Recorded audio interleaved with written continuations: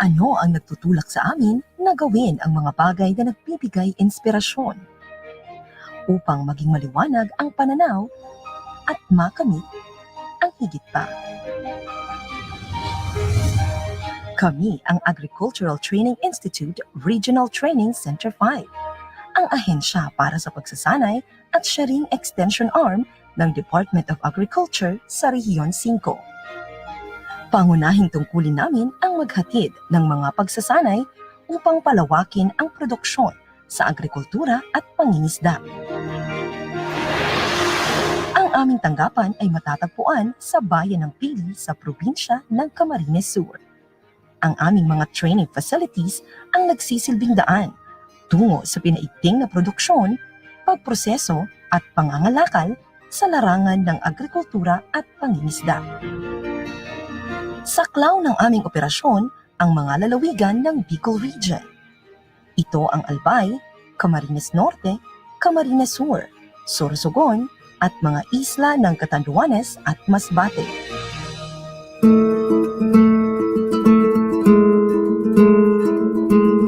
Hangarin ng ATI na patuloy na maiangat ang kapabilidad at kakayahan ng mga nasa sektor ng agrikultura at pangingisda. Sa paraang ito, sama-sama nating maaabot ang seguridad sa abot-kayang pagkain para sa sambayanan. Upang matupad ito, nakikipagtulungan ang ATI sa iba't ibang ahensya at individual. Sila ang mga kalahok sa National at Regional Agriculture and Fisheries Extension Systems. Layunin naming makapagbigay ng mataas na antas ng kaalaman tungkol sa pagsasaka sa pamamagitan ng mga teknikal na pagsasanay para sa agricultural extension workers ng pamahalaang lokal, maging sa city, municipal at provincial agriculturists at veterinarians. Isinusulong namin ang Bicol Agriculture and Fisheries Network. Nakikipag-ugnayan din kami sa mga rural-based organizations, mga pamantasan at iba pang ahensya, pribado man o pampublikong sektor. ATI ang pangunahing ahensya para sa nagkakaisang pagkilos ng extension services sa pagsasaka at pangingisda sa buong bansa. Ayon sa Agriculture and Fisheries Modernization Act or AFMA, ang major extension services ay training, technology demonstration, farm and business advisory services, at information, education, and communication services. Dito, nakaangkla ang 5 thematic areas ng DA-ATI Extension LEADS or LEADS. Patuloy naming binabalangkas ang mga akmang estratehiya upang palakasin ang kakayahan ng mga nasa sektor ng agrikultura. Isinusulong din namin ang mga bagong hakbang, makabagong pamamaraan at paghahanda para sa nagbabagong panahon. Sa pakikipagtulungan ng mga pribadong individual at mga organisasyon, pinaparami at pinapalawak ang sakop ng mga learning sites, demonstration farms at extension projects. Pinagtutuunan namin ng pansin ang Farm Business Advisory Services upang mabigyan ng angkop na tugon ang mga katanungan tungkol sa pagsasaka. Gamit ang modernong paraan ng komunikasyon, mabilis na naihahatid ang serbisyo at impormasyon tungkol sa pagsasaka at pangingisda. Pinaplano, sinusubaybayan at sinusuri ang pagpapatupad ng mga training at extension programs sa pamamagitan ng performance reviews at pagsaliksik tungkol sa naging epektong mga pagsasanay. Upang patuloy na mapabuti ang paghatid ng training and extension services, patuloy naming isinasaayos ang mga paraan at polisiya tungkol sa pagkilos ng ahensya. Sa ganitong mga hakbang, tinutupad ng ATI ang mahahalagang layunin nito para sa ating bayan. Mas pinaigting ng kagawaran ng pagsasaka ang tugon nito sa pangangailangan ng sambayanan sa sapat na pagkain sa panahon ng new normal. Kasabay ang ATI sa pagtugon sa mga suliranin ng bayan ukol sa supply chain, kabuhayan at kalusugan dulot ng COVID-19 pandemic. Mas epektibong malulunasan ang kahirapan at kakulangan sa pagkain kung ang paglago ng ekonomiya ay nakaangkla sa malakas na sektor ng agrikultura at pangingisda. Ating kaugnay, tungo sa napapanahong kaalaman, kakayahan at masiglang pamayanan. Kami ang Agricultural Training Institute sa Rehiyon 5.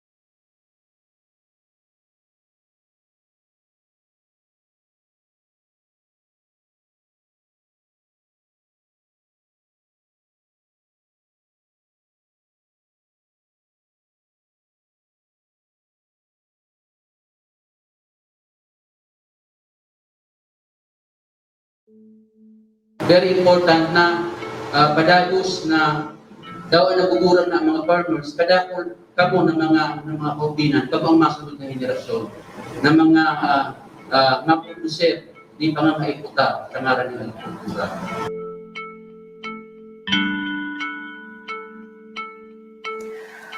Dumadami ang populasyon ng ating bayan at patuloy na nababawasan ang mga lupaing pang-agrikultura.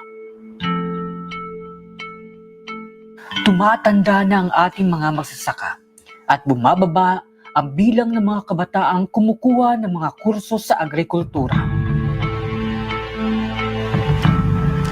Lumalakas ang mga bagyo, tumitindi ang tag-init dulot ng climate change, at hindi lubusang napapakinabangan ang mga teknolohiya upang higit maparami ang produksyon ng pagkain. Dahil dito, isinusulong ng Agricultural Training Institute ang iba't ibang programa upang hikayatin ang kabataan na makilahok sa agrikultura.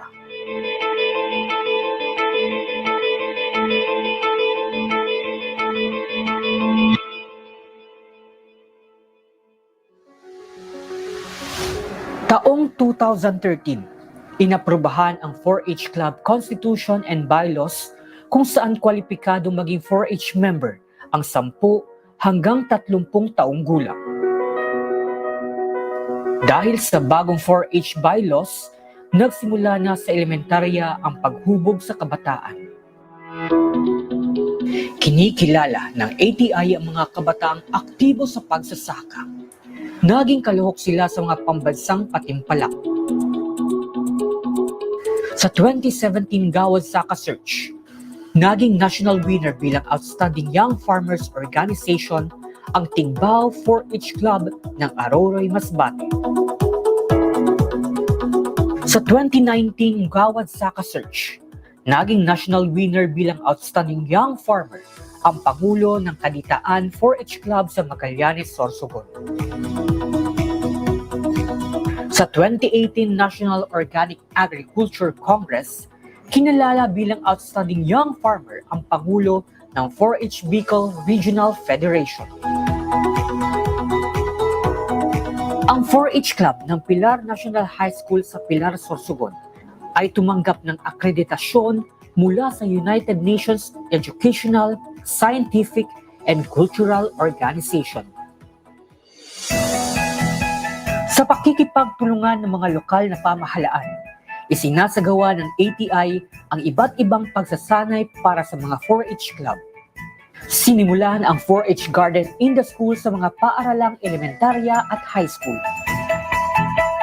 8 student field schools ang siniportahan ng ATI. Binibigyang pagkakataon ang mga 4-H Club members na lumahok sa local farm exchange visits at International Farm Youth Exchange. Isinasagawa ng ATI ang Young Filipino Farm Leaders Training Program in Japan, kung saan dadaan ang mga napiling kabataan sa 11 buwan na on-the-job training sa Japan upang matuto ng Japanese farming techniques at cooperative management. Ang Filipino Young Farmers Internship Program in Taiwan ay on-the-job training para sa mga kabataang Pilipino tungkol sa agricultural entrepreneurship.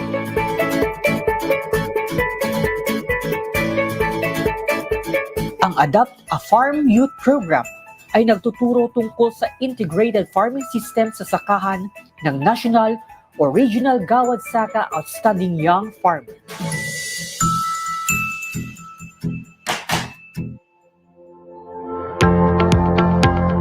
Sinusuportahan ng ATI ang kabuhayan ng mga batang magsasaka. Nagbibigay ang ATI ng tulong pinansyal sa mga nagtapos ng Adapt a Farm Youth at Young Filipino Farm Leaders Training Program. Ang mga kalahok ay tatanggap ng startup capital ayon sa isinumiting proposal.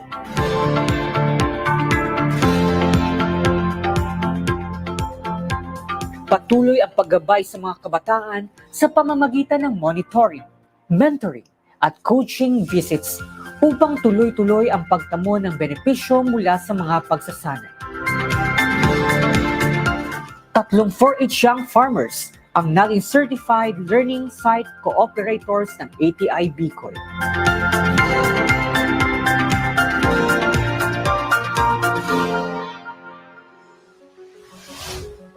Isinasagawa ang iba't ibang pagsasanay para sa mga 4-H Club tungkol sa values, leadership, managerial, organizational, at entrepreneurial skills. Sa Bicol Farm Family Forum, kinikilala ang mga kabataang may natatanging inobasyon sa pagsasaka.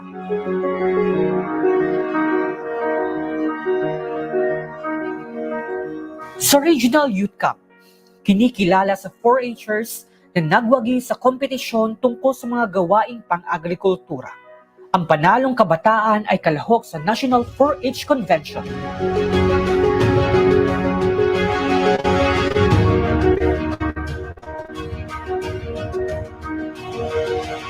Ang 4-H Learning Hub sa ATI Bicol Compound ay nagsisilbing venue para sa knowledge sharing at consultations sa pagpapalaganap ng best practices at solusyon sa suliranin.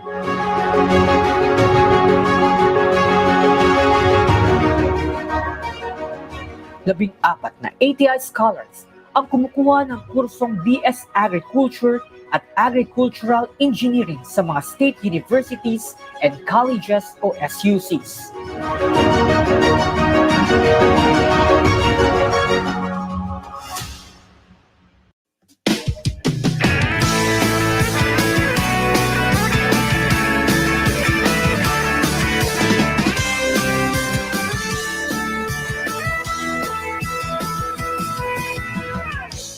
Sa binhi ng Pag-asa Program 2021, 2 lalawigan ang mula sa rehiyon, ang Albay at Camarines Sur.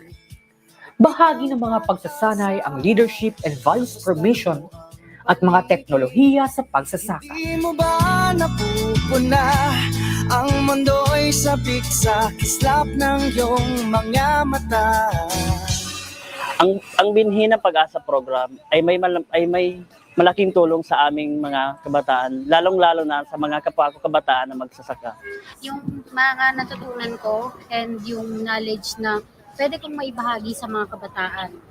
Yung para matulungan ko sila na bigyan ng kaalaman sa agrikultura upang mas maipakalat namin to sa kabataan na katulad namin.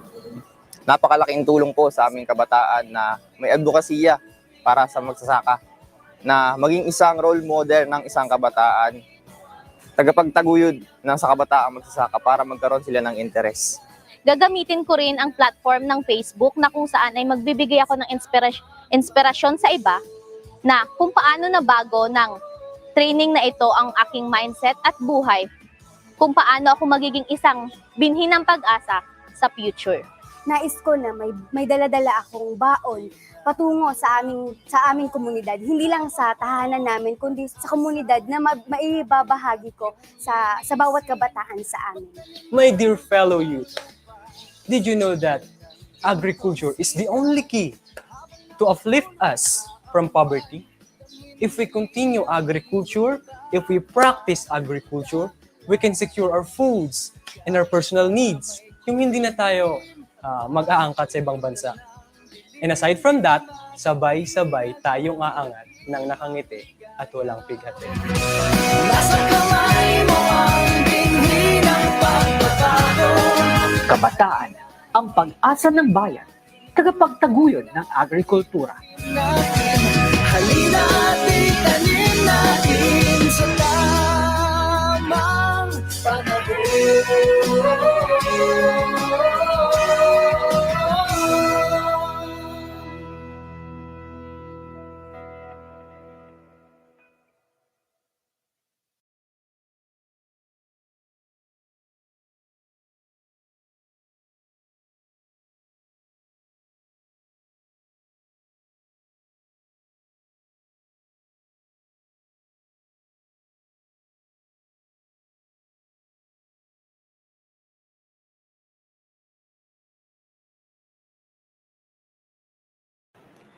Ating alamin kung paano maging Learning Site for Agriculture o LSA.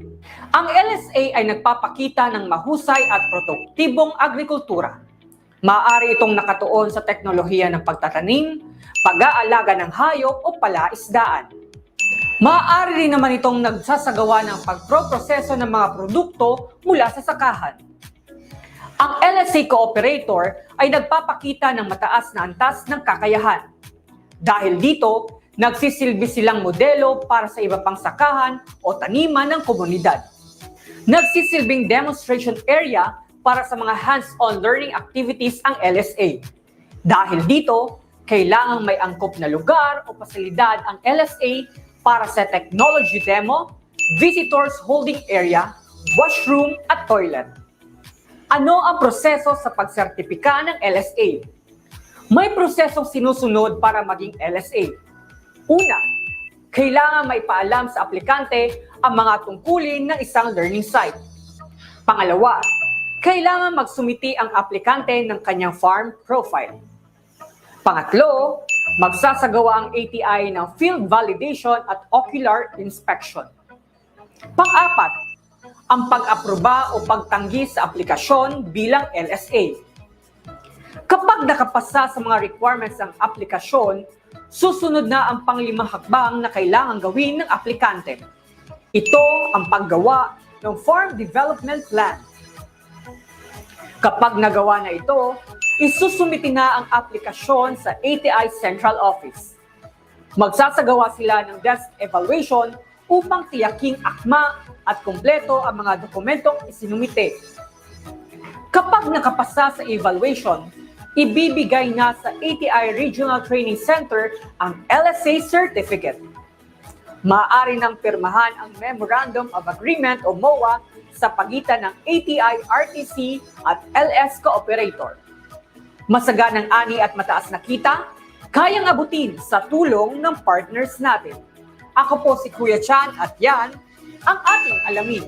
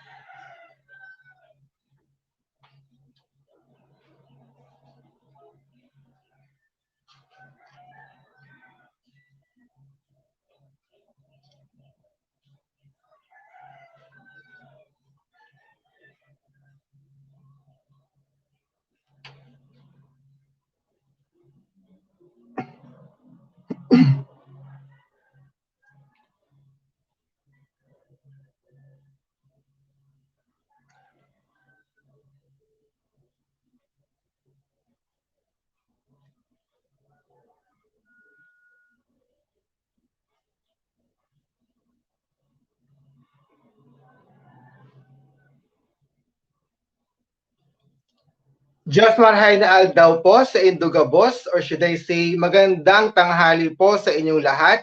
Good afternoon, Luzon, Visayas at Mindanao. Magandang araw po sa inyong lahat, sa ating pong mga tagapanood sa YouTube at sa Facebook ng aming ATI Bicol Sarabay channel. Ayan, magandang araw po sa inyong lahat. Narito na naman po tayo sa isang araw ng makabuluhan at punong hitik na hitik sa kaalaman na pagsasanay patungkol po sa agrikultura. Ayan, welcome po sa ATI Bicol Online Distance Learning on Dragon Fruit Production. Ayan. So para po sa kaalaman po ng lahat, ang ATI po ay may mandato ng Department of Agriculture upang magturo ng mga kasanayan sa pagsasaka, palais at pangisdaan. Ayan. So sa lahat po ng mga nanonood, i-share and i-like lamang po ang aming mga social media platforms, ang aming pong ATI Bicol Sarabay channel sa Facebook at ATI Bicol sa YouTube. Ayan. Para sabay po kita gabos na matuto at manood at magkaroon ng karagdagang kaalaman. Ayan. So, para po simulan ang ating programa, maaari po lamang na tayo po ay panandaliang tumahimik para po sa ating panalangin at pambansang awit at saka po ang ating dihim.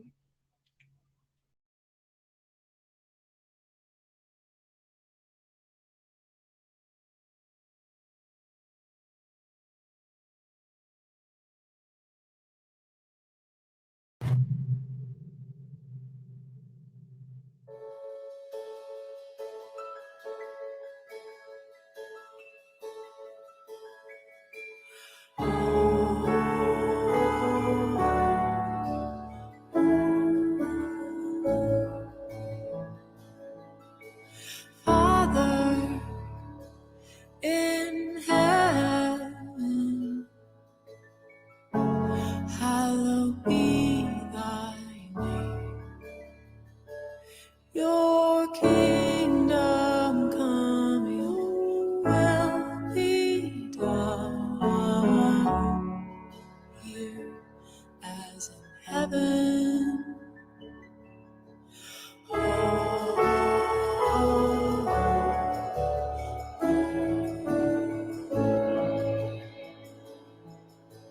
Give us this day our daily bread. Forgive us our debts as we forgive all who owe.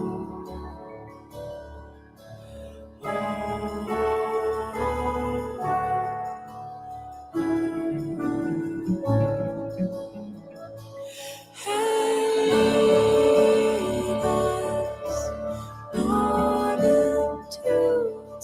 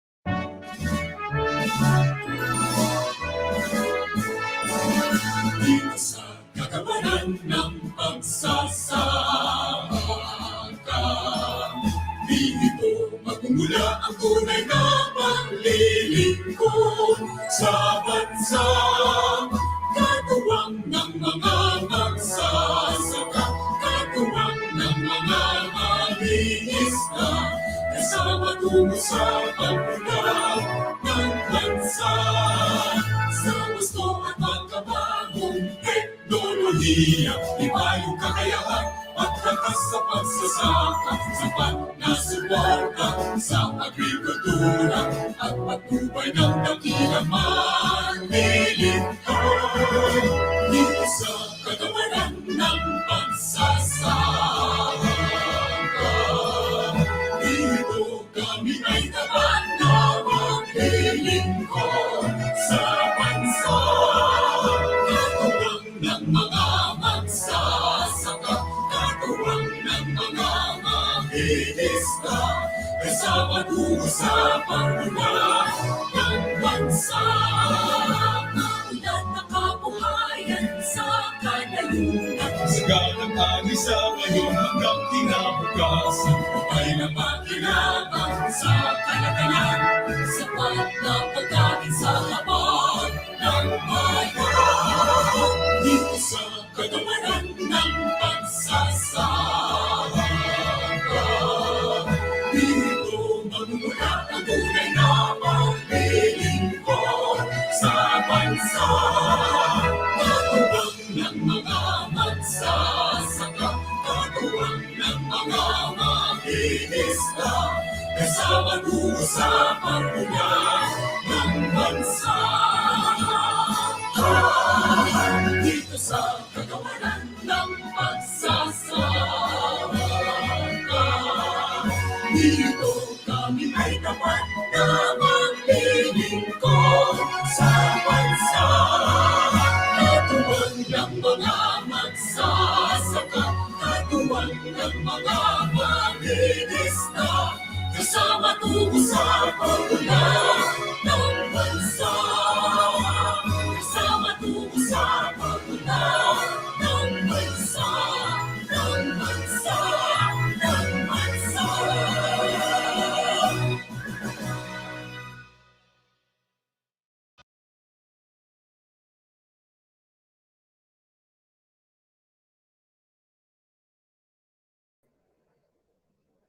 Ayan. So, muli po, magandang tanghali po sa inyong lahat. Nawa po kayo po ay nasa mabuting kalagayan sa mga oras na ito at kayo po ay nakaka-experience ng magandang internet connection. Ano po?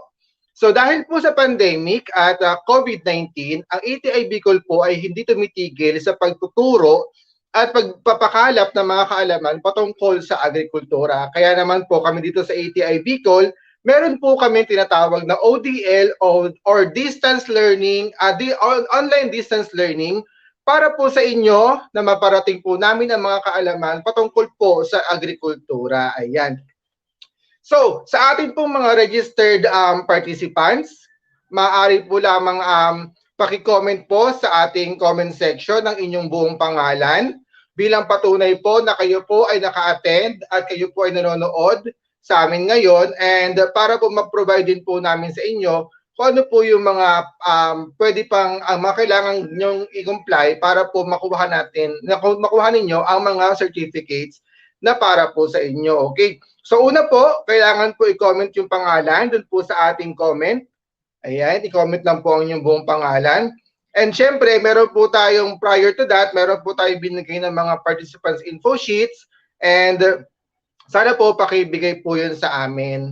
Ayan po. Tapos, meron din po tayong evaluation forms para po makuha natin yung certificates po ninyo. Okay?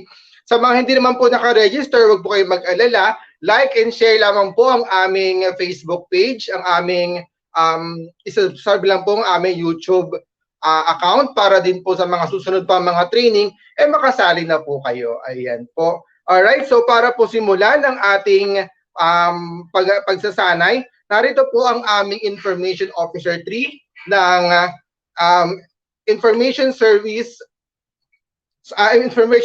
Section ng ISS na ang ATI Bicol, si Ma'am Prima Lu B. Imperial para po magbigay ng pambungad na mensahe. Magandang hapon po, Ma'am Prime. Hello, Bay. Magandang hapon. Magandang hapon sa ating lahat. Unang-una, isang paumanhin po at hindi natin kasalukuyang nasa Catanduanes ang ating Center Director, si Ma'am Elsa Parot, para sa Agri Summit doon. In behalf of Ma'am Elsa, nais ko din lang pong bigyang diin ang commitment ng Agricultural Training Institute, tulad po ng nasabi ni Bey, ang commitment ng ATI na magbigay ng kasanayan at kaalaman tungkol sa agrikultura upang palakasin ang kakayahan nating itaguyod ang agrikultura. Kilala po siguro natin ang dragon fruit bilang isang superfood dahil sa health benefits nito. Pero maaari din natin itong ituring na isang super crop pala kasi bukod sa ang bunga nito ay in demand dahil sa health benefits nito, marami tayong pakinabang dito. Yung pwede nating itong source of planting materials, binibili po ito. Yung kanyang yung peel, yung pinakabalat ng bunga ay hindi napapakinabangan pa rin natin. So marami na po tayong registered participants as of 1 p.m. 282 at meron tayong mga non-registered participants, online viewers. So isang pagbati po sa inyong lahat at syempre po sa ating training management team headed by Ma'am Mels Bonafe, ang ating training specialist 2, si Bey, ang ating host, and si Chan sa controls. And of course, sa ating resource person, si Sir Joji Belodo, ang ating aktibong magsasakang siyentista sa bayan ng Albay. So without further ado, may I just express my heartfelt thanks and syempre regards sa lahat at ating namnamin ang sarap ng pagsasanay tungkol sa dragon fruit. Maraming salamat po, Ma'am Prime. Yan talaga naman pong lahat tayo ay natutuwa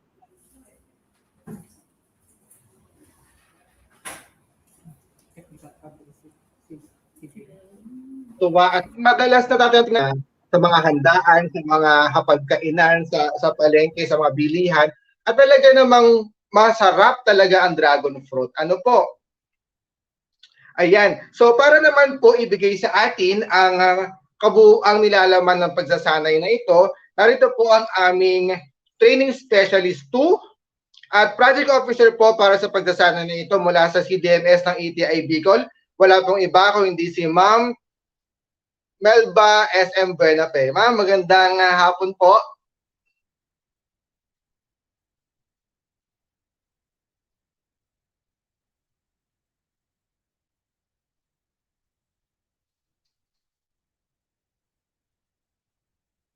Ma'am Mels, magandang hapon po.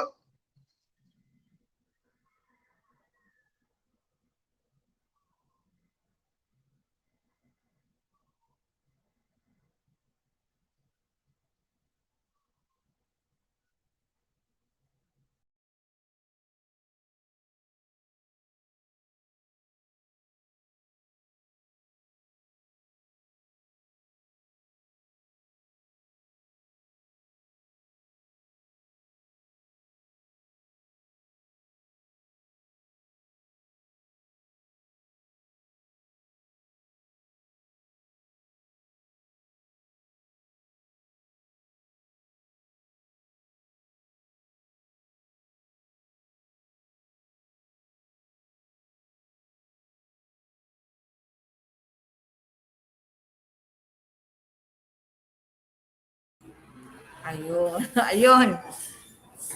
Paumanhin po ulit, medyo nagkaroon ng konting technical problem. So, magandang hapon po sa ating lahat. Magandang hapon sa ating host, magandang hapon sa aming mga kasamahan dito, and magandang hapon sa ating magiging resource speaker. Ano po? So, bago po natin puntahan ang main discussion tungkol sa dragon fruit production, alamin po muna natin kung ano po, kung bakit po tayo nagkaroon ng training na to. Ano po? So, ayan. So, bakit nga po ba? So, sabi po, dragon fruit, also known as pitaya or pitahaya, is among the most nutritious and wonderful exotic fruits in the world. So, exotic po kasi hindi po siya dito nanggaling. Hindi po ang Pilipinas ang native land ng dragon fruit. Ano po? So, dragon fruit was introduced in the Philippines in the 1900s through trading and exchange of goods by Spaniards and Filipinos. So, ano po pala, nung 1900s pa, nandito na ang dragon fruit. So, hindi lang po siguro na bigyan ng pansin. Pero siguro po, simula noon, meron na nagtatry na magtanim. Ano po? So, parang by accident dahil sa trading and exchange po ng goods. Ano po? So, the crop is also grown in Vietnam, Thailand, Malaysia, and Taiwan. So, galing po din doon ang pagtatanim sa Vietnam and Thailand and Malaysia and Taiwan. Ano po? So, ang dragon fruit has many health benefits and possess therapeutic properties. Mamaya po, i-discuss po sa atin ng ating magiting na resource speaker yun. I-detalyin na po yun. So, dragon fruit production is a profitable enterprise and a promising means of raising the income of the farmers.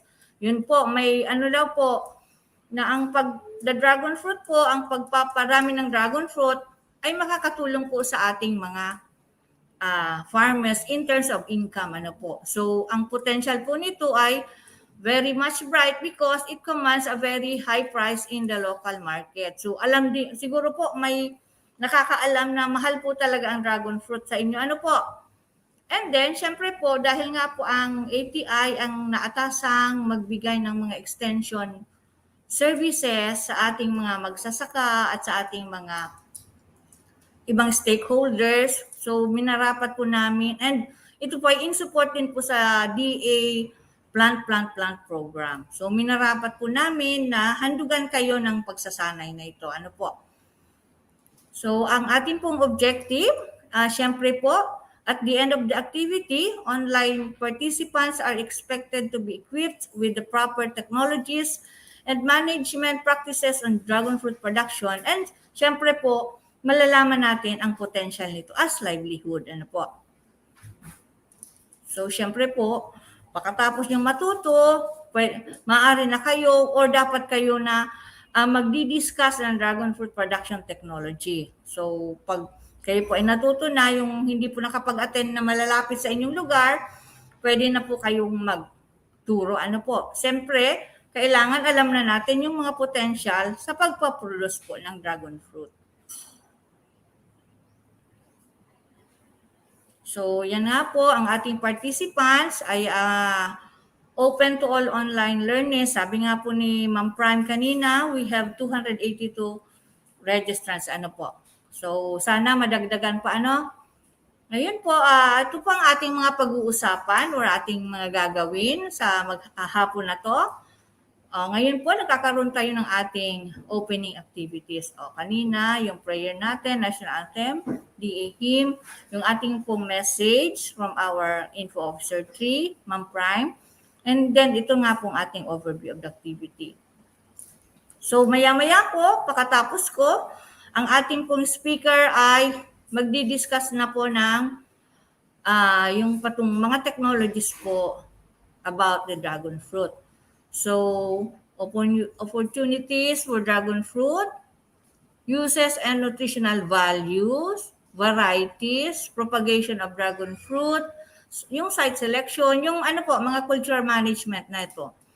Land preparation, planting materials, irrigation, fertilizers, and nutrients, pests and diseases, yung pagpuprune po, harvest and post-harvest, and then, syempre yung ating potentials na makukuha or magiging potentials ng dragon fruit production po.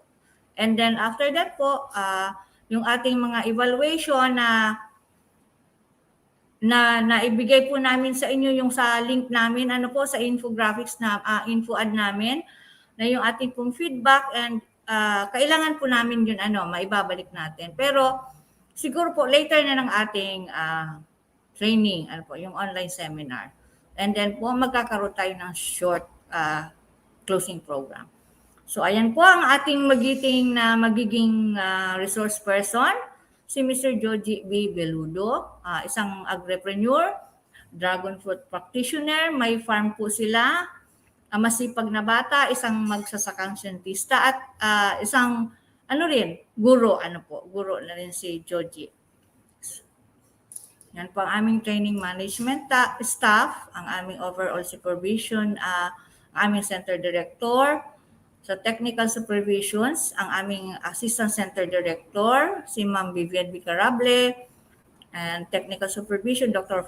Franklin Bell Isip. Ayan ang yours truly po, ang project officer, Melba SM Buanafe. At ang aking mga kasamahan po, si Joyka Labios, wala po siya dito pero nag-help po siya sa amin kanina, Christian, and si Oliver po. So sa muli po, maraming salamat po.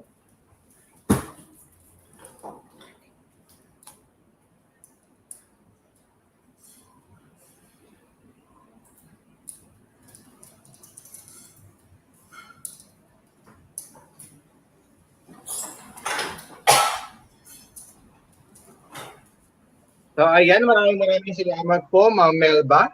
Ayan, para sa ating overview of that training. Ayan. So muli po sa atin pong mga registered participants, maaari po lamang na i-comment po ang inyong buong pangalan bilang patunay na kayo po ay naka-attend ng ating pagsasanay. Okay? Sa bandang hulihan po, pagkatapos po ng ating training, maaari din po lamang na paki-comment din po ang inyong mga pangalan para po sa patunay na kabuuhan po ng pagsasanay na ito. Ano po? So nabanggit po ni Ma'am Melba kanina yung mga kailangan po ating gawin para po maging legit ang ating registration. So meron din po tayong participant information sheet na kailangan po i-comply, and evaluation forms po na isa-send po sa inyo mamaya. Okay, handa na po ba kayo para matuto sa ating dragon fruit production? Ayan. So para ihatid po sa atin ang mga kaalaman patungkol po sa dragon fruit production, narito po ang aming resource speaker. Siya po ay former local farmer technician po ng 4 na taon sa Department of Agriculture. Teacher 1 po siya ng Anislag National High School, and agripreneur of dragon fruit farmer. 11 years na po siya, and nag-practice na po siya for almost 3 years now. Okay? He also practice high-value crops practitioner. 5 years na rin po siya, and 3 years na po siya nagpa-practice. From Mayao, Uwas, Albay, none other than Mr. Joji B. Belodo. Sir G. Sir G, magandang hapon po. Hello. Magandang hapon, Kuya Bay. Yes, sir. Ayan. Batiin po natin ang ating mga participants. Okay. What's up sa mga ating mga participants, Maraming salamat sa pag-participate. And sa mga nanonood sa Facebook Live and then sa YouTube. Ayan, baka yung iba nakakakilala sa akin. Mamaya mag-uusap tayo. Okay, Sige sir, take it away sir. Ma'am. Okay, sige. Wala na po natin. Okay po. So bago ang lahat, gusto ko muna magpasalamat kay Ma'am Elsa A. Parot ng ATI, Ma'am Vivian, Ma'am Melba, kay Ate Prime, and sa inyo Kuya Bay at sa lahat ng ATI family dyan for inviting me na makapag-share ng experience all about dragon fruit production. So once again, I am Joji B. Belodo, a dragon fruit farmer, practitioner. And I believe na may sapat akong experience para ma-share sa inyo para maging successful kung kayo ay nagpaplano na magpatanim ng dragon fruit. Naniniwala ako na makakapag-share ako sa inyo ng mga tips para maging successful sa pag-build ng farm o kaya pagtatanim ng dragon fruit. So, dragon fruit production. Ayan, Kuya Bay, next. Ayan, so ano po ba yung dragon fruit? Nabanggit na po kanina. Ang dragon fruit, also known as pitaya or pitahaya. Ang dragon fruit ay tropical fruit known for its vibrant red skin and pula. Yan, merong ibang variety na puti ang laman niya, and then yung iba naman na variety ay merong kulay yellow, merong pinkish white. Ayan, iba't iba ang variety. Mamaya tatakal natin yung mga iba't ibang variety ng dragon fruit at kung ano ba yung mabenta sa merkado natin na dragon fruit. Okay. And it is considered as a superfruit through its health benefits. Yan, nabanggit ni Ate Melbs kanina at ni Ate Prime, yung dragon fruit ay isa sa pinaka superfruit. Okay, isa sa pinaka nutritious. Yan, maraming benefits ang nakukuha sa pagkain ng dragon fruit. Sige po, next. Okay.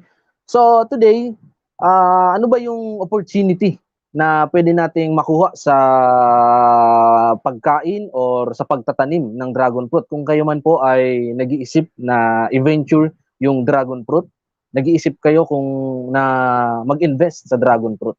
So, for me, it is similar to lazy man's crop.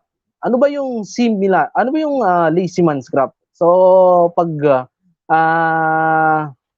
sinerch nyo ang lazy man's crop, number one na lumalabas dyan yung coconut. Ano, kasi inaantay lang natin hanggang sa maging mature yung fruit, and then, ayan, pwede nang magkopra. So, napili ko na itong dragon fruit ay similar to lazy man's crop kasi very low maintenance po ang dragon fruit. Hindi po siya, kung ikaw ay isang magtatanim ng gulay na palaging inaatake, pinuputakte ng mga pesting insekto, sa dragon fruit po, walang ganyan. Ano ho? Walang ganyan po sa dragon fruit na napakaraming pest ang dumadapo.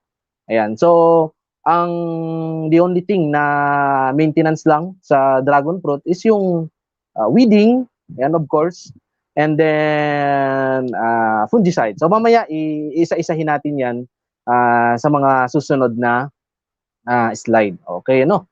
So easy to grow. Yes. Napakadaling i-grow ng dragon fruit. Minsan nga nasa bakod lang ng kapitbahay natin, tapos pag yung lumago, lumampas, pumasok sa area ng bahay natin. So nandun namumunga na nasa compound natin, may libre na kayong dragon fruit. Ayan, So, napakadali pong i-grow yung dragon fruit, no? Kahit nakikita natin, nasa bakod lang, talagang nabubuhay siya. Ano? So, mamaya, itatopic ko kung saan hindi favorable yung favorable and unfavorable na environment ni dragon fruit. And very high profit income kasi nga, low maintenance po ang dragon fruit. Siyempre, low cost, masyadong mababa yung natin, kumbaga yung pang-maintain, spray, the fertilizer, mababa, mas mataas yung makukuha nating profit kapag nag-harvest tayo. Okay, ano? And then, yan, next. Yan, uses and natural value. Yes, pwede nating makapag-create tayo ng bagong product out of dragon fruit, no? High in nutrients, pwedeng makatulong sa mga chronic disease. Ayan, loaded with fiber. Kaya kapag kumain kayo ng dragon fruit, kinabukasan yung inyong pagbabawas, o yung pag-CR is napaka solid. Talagang feeling mo labas na labas talaga lahat. Ibig sabihin, nalilinis yung mga intestine natin with this dragon fruit na benefits ng dragon fruit. Yan. And siyempre, nakakapa-strengthens ng immune system ang dragon fruit. Yan. So, ito po yung mga varieties. Napakaraming varieties ng dragon fruit. Hylosaris undatus. Yan yung aking available sa aking farm. Yan. Napakarami niyan po. Yan. Next. Ayan. So napakarami ng ano sa iba't ibang bansa, napakarami ng mga varieties ng dragon fruit, iba't ibang kulay ng balat, iba't ibang kulay ng flesh, iba't ibang kulay ng flesh. And gaya nga ng sabi ko, magfo-focus lang tayo sa varieties kung alin ang mas mabenta sa merkado at mas masarap, siyempre. Next po. Okay? Ayan, yan yung mga image of different varieties of dragon fruit. Ayan. So, merong pula, and pula rin sa loob. Ayan, merong pula sa labas, so pula yung balat, pinkish, and white ang flesh po niya. And meron tayong yellow, yung yellow ang balat, and then puti po yung kanyang flesh. Okay po, next. Ayan. So, this is the Red Moroccan galing sa aking farm. Ayan, sa JB Dragon Fruit. Yung aking pong variety na Red Moroccan, which is, yan talaga ang pinaka hinahanap po ng market dito sa Bicol. Yan.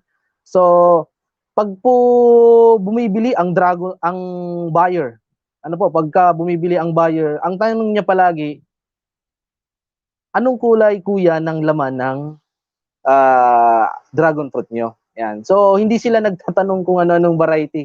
Basta pag sinabi mong pula, yan po, ang dragon fruit ko po, ang kulay, and red flesh.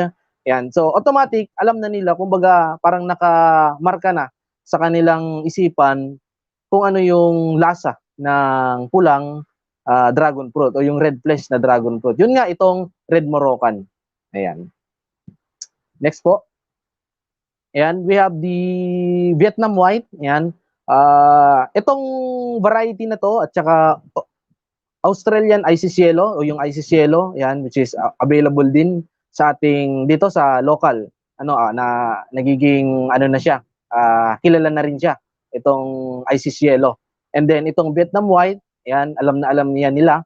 Pero may mga nagsasabi sa mga nanonood natin diyan na mahilig sa dragon fruit, siguro magdi-disagree kayo sa akin all about white flesh dragon fruit kasi baka nakatikim kayo maasim. Yan. So mamaya i-discuss ko pagdating sa part ng harvesting topic kung paano natin mapapatamis yung Vietnam White without using any fertilizer o kung ano pa man. Ituturo ko kung ano yung tips diyan kung paano mapapatamis lalo ang puting dragon fruit at itong Isis Yellow. So yan, tatlo po na yan. Yan po yung pinaka-prefer ng market natin. Pero yung pinaka number one na prefer ng market is yung red flesh. Yun nga yung Red Moroccan na variety. Ayan. Next po. Okay? So paano tayo magpaparami o magpaparami ng dragon fruit? How to propagate dragon fruit? So, dalawang klase po yung pwede nating choice. How to propagate dragon fruit is through mature cuttings and then through seeds. Isa-isahin po natin na to. Sa true mature cuttings, yan yung time kung saan kukuha tayo ng cuttings. Ang pipiliin po natin na cuttings is yung dapat po mature. Hindi po yung kakatubo pa lang, o kaya yung masyadong tawag sa amin lumbod. Dapat talaga yung dark green na yung kulay niya. Dapat dark green na yung kulay niya. That's the time na pwede natin siyang i-cut and then idirekta na sa pagtatanim. Yung all about true seeds naman, ang problema lang sa true seeds, kung magpaparami po tayo ng dragon fruit at idadaan natin sa seeds, bibili tayo ng bunga, kukolektahin natin pa isa-isa yung kanyang mga seeds na pagkaliit-liit, magkakaproblema tayo niyan sa germination. Okay po, so baka masayang lang yung effort natin kakakolekta ng isa-isa at hindi tumubo.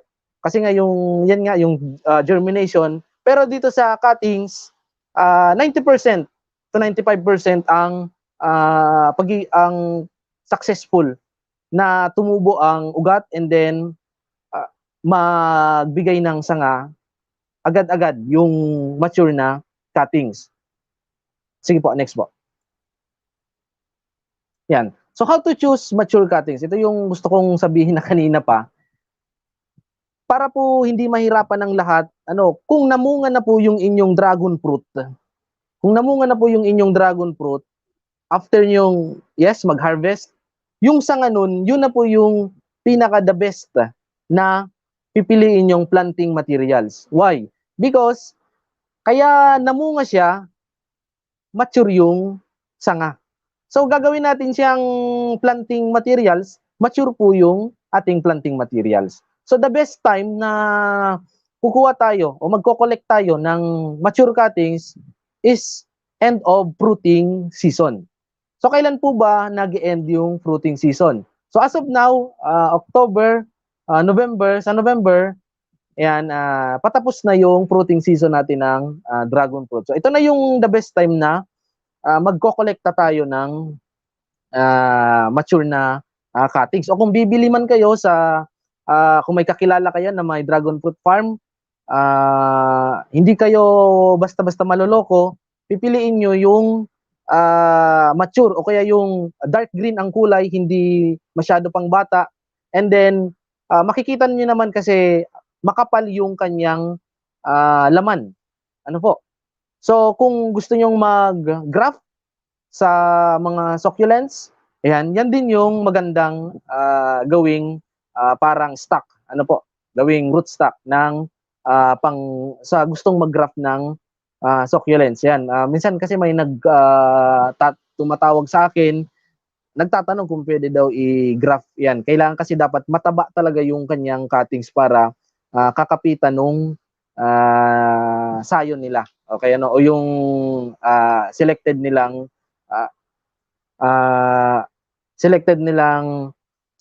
succulents. Okay. So, yun po yung pagpipili ng mature na cuttings. Sige po, next. Ayan. So, planting cuttings to pole. Ayan po, yung ibig sabihin po ng pole, yan po yung gagapangan natin ng ating dragon fruit. Mamaya i-discuss natin yan sa maikling-maikli kung paano gumawa ng pole. Ano po, yung concrete post. Planting cuttings is not meticulous like in other crafts. So, yun nga yung nabanggit ko kanina, kahit ilagay mo lang yan sa tabi-tabi, mabubuhay at mabubuhay yan. Basta po, basta hindi po binabaha yung ating taniman. Yung pole mismo, yung point mismo na pagtataniman natin, hindi po siya parang malulubog o mabababad sa tubig. Kasi po, ang dragon fruit yan, mahilig yan sa drought. Ayaw na ayaw niya ng over moisture o kaya yung nabababad siya. Kasi dyan po nabubulok yung kanyang puno. Or, ang pinaka-the best niyan, i-elevate natin yung ating pagtataniman. Kaya yung makikita nyo, yung aming parang pinaka-puno ng poste, parang i-elevate nyo po siya para hindi siya abutin ng tubig kung sakali man umulan mula gabi hanggang umaga, talagang babahayin ang mga field niyan, hindi siya abutin. O kaya naman, gumawa tayo ng drainage po upang madaling ma-drain yung tubig. Ayan. Yung growth hormone can be considered para mas madali yung pag-sprout nung sanga nung ating cuttings. Ayan po, napakasimple lang po yung pagtatanim niyan. Ano po? Sige po, next. Yan, site selection. So, ang dragon fruit po ay photoperiodic plant. So, kailangan talaga niya ng init. So, kailangan po open field yung area natin. Free of ruminant animals. So, bakit po free of ruminant animals? So, experience ko po yan. Before mag-dragon fruit, yung dragon fruit namin nasa bakuran lang, mas nag-invest po kami sa mga kambing. Ngayon, naisip ko, yung first introduce ko sa mga kambing ng dragon fruit, parang hindi pa nila pinapansin. Nung parang nalasahan nila, ayan, kinakain na yung mga dragon fruit ng mga kambing. Kaya dapat malayo sa mga ruminant animals, kundi ayan, may mababarangay niyan. Ayan. Area must quick drain from heavy rain. Yan po. Yan, dapat quick drain po yung ating area. Yan, sa pagpipili ng site selection. Kaya, ang pinaka mainam po na location para sa dragon fruit is yung slope. Kung wala naman tayong slope na area, gawa na lang natin ng drainage para pag umulan, drain talaga yung yung area o yung location ng ating dragon fruit farm. Ayan. So, sige po, next. So, sa land preparation naman, so nalaman na po natin kung paano yung pagtatanim, ayan, kung paano pipili ng mature na cuttings, and kung paano tayo mature cuttings, yan, kung paano tayo pipili ng ngayon po dito naman tayo sa pagpe-prepare ng land. So sa land preparation po, no need nang ipa-araro, no need nang traktor. So kung ipa-grass cutter lang po, kung masukal yung area, grass cutter, tabasan yung mga sanga kung may mga puno sa paligid. Tabasan po yung mga sanga niyan upang hindi lilim o kaya dapat yun nga nabanggit ko, open field dapat. And sa bawat puno o kaya sa bawat pole, maaaring i-consider natin na maglagay po tayo ng mga manure. So kung bibili pa kasi tayo ng organikong pataba, yan pwede rin. Pero masyadong mataas yung presyo. So pwede po kayong bumili na lang sa mga farm dyan, sa mga poultry farm, kasi nagbebenta naman sila ng mga dry na mga chicken manure. Ayan, nagbebenta naman sila. So ako po, ang ginagamit ko po, in my case, malapit po kami dito sa mga palayan, may mga baka.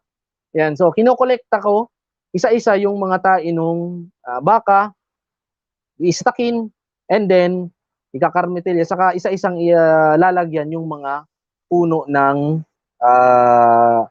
poste, yung mga poste, yan, sa paligid ng poste, dyan po natin lalagyan ng manure.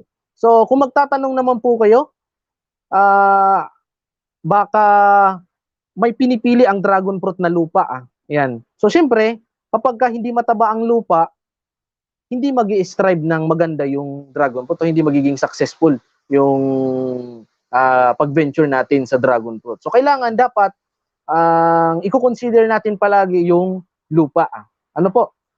Lalagyan natin ng pataba because a healthy soil is a healthy plant. Ayan. So, napaka-basic po ng pag-land preparation ng dragon fruit. So, kung alin yung pole lang na spot na pagtataniman natin, yun lang yung ating pwedeng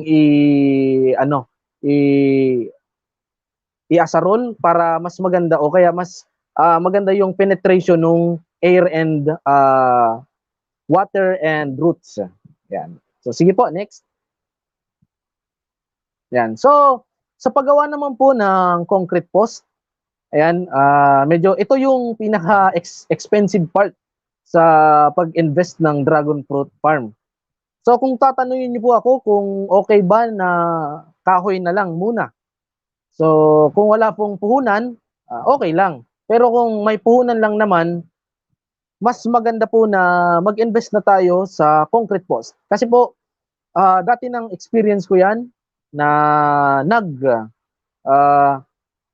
nagtipid. Yun nga po, nagtipid. Kahoy muna yung ginamit namin. And by the time na namumunga na yung dragon fruit, yung pagbubunga po ng dragon fruit mura cuttings is around 8 months to 1.5 year. Yan, hanggang 2 years. Yan, namumunga yan. I mean, yan na yung start nung pamumunga nung dragon fruit.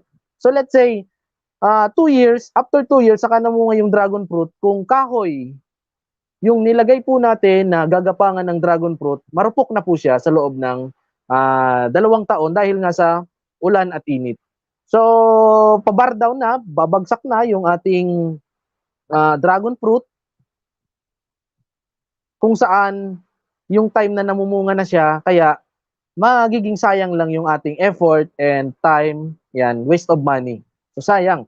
So kaya nire-recommend ko po na gumawa na lang po tayo ng poste. So yung poste po, yung kanyang materials ay rebars, cement, sand, and gravel. So paano natin bubuuhin yung poste? Ano kasi ito po yung pinaka mahirap na part dito sa pagda-dragon fruit. Ano po, yung poste. Pasalamat yung mga gustong mag-invest sa dragon fruit kasi meron ng mga nagtuturo all about paggawa ng poste.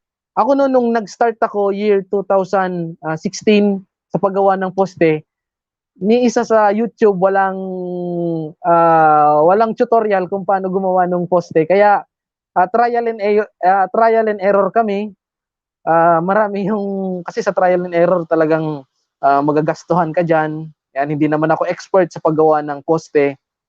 So, yun, ituturo ko po sa inyo yung tips ng paggawa ng poste. Sige po, next. Yan. So, yung specs po sa concrete post, ang mixture po ay 1x4x3, isang simento, 4 na sand, and 3 pong gravel. Yung ibig sabihin yan, 1 bag of cement, 4 bags of sand, yan, and 3 bags of gravel. Kasi po merong iba na nagbebenta ng poste ng dragon fruit, wala pong gravel. Isang tao kayang buhatin. So napakagaan. So kapag dinaanan tayo ng bagyo, especially dito sa Bicol, kaparating daanan ng bagyo, madali pong napuputol. Ano po, madaling napuputol. So kaya nagmix kami ng 3 bag lang na gravel, yung maliliit lang talaga.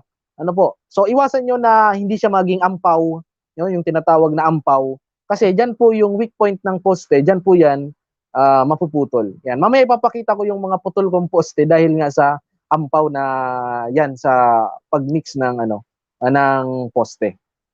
Yung kanyang dimension po ay 4x4 by 2 meters. Yan, 4 inch by 4 inch. Tapos ang haba niya is 2 meters. Ayan, kung makikita nyo po sa picture, halos magiging kahit ko lang yung dragon fruit. Ang iba, hinahabaan nila sa 2 meters. So, mas matangkad. Ang problema naman kasi kapag mas matangkad sa atin, yung poste ng dragon fruit, minsan po, kung makikita nyo, dito po sa parting, dyan sa may gulong, yan sa may ulo ko, dyan sa may gulong na yan, minsan po kapag sa sobrang dami na ng sanga ng dragon fruit, minsan sa part na yan, sa gitna, ay may namumunga. So kung napakataas ng inyong poste, kailangan yung gumamit ng ladder para mag-harvest. So ako po, nag-design ako ng sarili namin na mababa lang, as in kahit lang nung mag-harvest dapat, para hindi siya mahirapan kapag mag-harvest ng dragon fruit. Ayan. Okay po, next. Ayan. So ito po yung mga images ng paggawa ng poste ng dragon fruit. So dito po sa first part, kung saan itong mga bakal, ayan, yan po ay 9mm. Ano po? Kung makikita nyo, dalawang dalawa, tapos sa gitna may sigsag para suporta po siya na kung sakaling bumali man o kaya mag-crack, hindi talaga siya mababali, as in tumba talaga yung dragon fruit. Kumbaga may support pa po siya. Bali, yan po ay itong may sigsag, itong nasa gitna ay 9mm. Kung matatanong nyo po, ang isang haba ng 9mm is for one post. Ano po? Sa isang poste na po yun. Bali, kung target ninyo ay 10 poste, kailangan ninyong bumili ng 10 9mm na rebars na bakal. So kapag mimix na kayo ng semento, yan, ng sand and gravel, ipiprecast lang po natin. Ayan. Sa mga magagaling dyan, alam na po nila yan, yung mga experts sa pagkakarpentero. Alam nila yan kung paano mag-precast. Ayan, gumawa ng precast. Kasi yan po yung pinakamadaling part para gumawa ng poste. Kaya kailangan pantay po yung inyong pagbubuhusan ng semento, yan, pagpopormahan para good ang ang poste, hindi tibang-tibang. Ayan po. So, ito naman na nasa dulo ng pagkakapitan po ng gulong. Ayan, yan po ay 10 mm. So, experience ko po ulit, ginawa ko pong 8 mm yung pagkakapitan ng gulong. Ang naging problema naman po sa 8 mm or 9 mm na pagkakapitan ng gulong, ang gulong nga po pala ay rim 17, yung sa tricycle para mas matibay. Nung gumawa po kami nung pagkakapitan ng gulong 8 mm, after 1 year nabali So napakahina kasi nung nag-umbrella canopy na yung dragon fruit, lumago na ng lumago, bumigat siya. Yan, bumagsak yung puno. Ano po, kasi mahina yung medyo maliit yung 8 or 9 mm. So dapat talaga ilalagay mo siya diyan yung 10 mm para matibay. Ano po, para kung sakaling kumapal yung sanga nung inyong dragon fruit, hindi basta-basta mababagsak yung inyong puno. Ayan. So, by experience po, naranasan namin yan. So, napakasayang, imbis na mamumunga, yan, bumagsak na. Sayang yung income pa. Ayan, sayang yung magiging kita pa sana yun. Kundi nawala na kasi nga medyo nag-trial and error kami nun. Ayan. So, 9 mm ang sa puno ng poste, yung sa loob ng poste, 9 mm. And then sa taas, yung pagkakapitan ng gulong is 10 mm. Okay po? Ayan. Sige po, next. Ayan. Considering apply of primer for extra protection syempre, sa rivers natin. And then, kung mapapansin ninyo, parang nagkakaroon po siya ng masamang effect, yung kalawang sa dragon fruit. Ayan. So parang kinakain yung nagkakaroon ng, pero hindi naman siya masyadong malaking problema. No, mamaya i-reveal ko kung ano yung napakalaking problema sa dragon fruit and nagpabagsak sa ibang dragon fruit from dito sa Bicol na problema sa dragon fruit. So that's isang part niyan. Pwede po nating maglagay tayo ng primer, yung kulay pula po baga, yan, mura lang naman yun.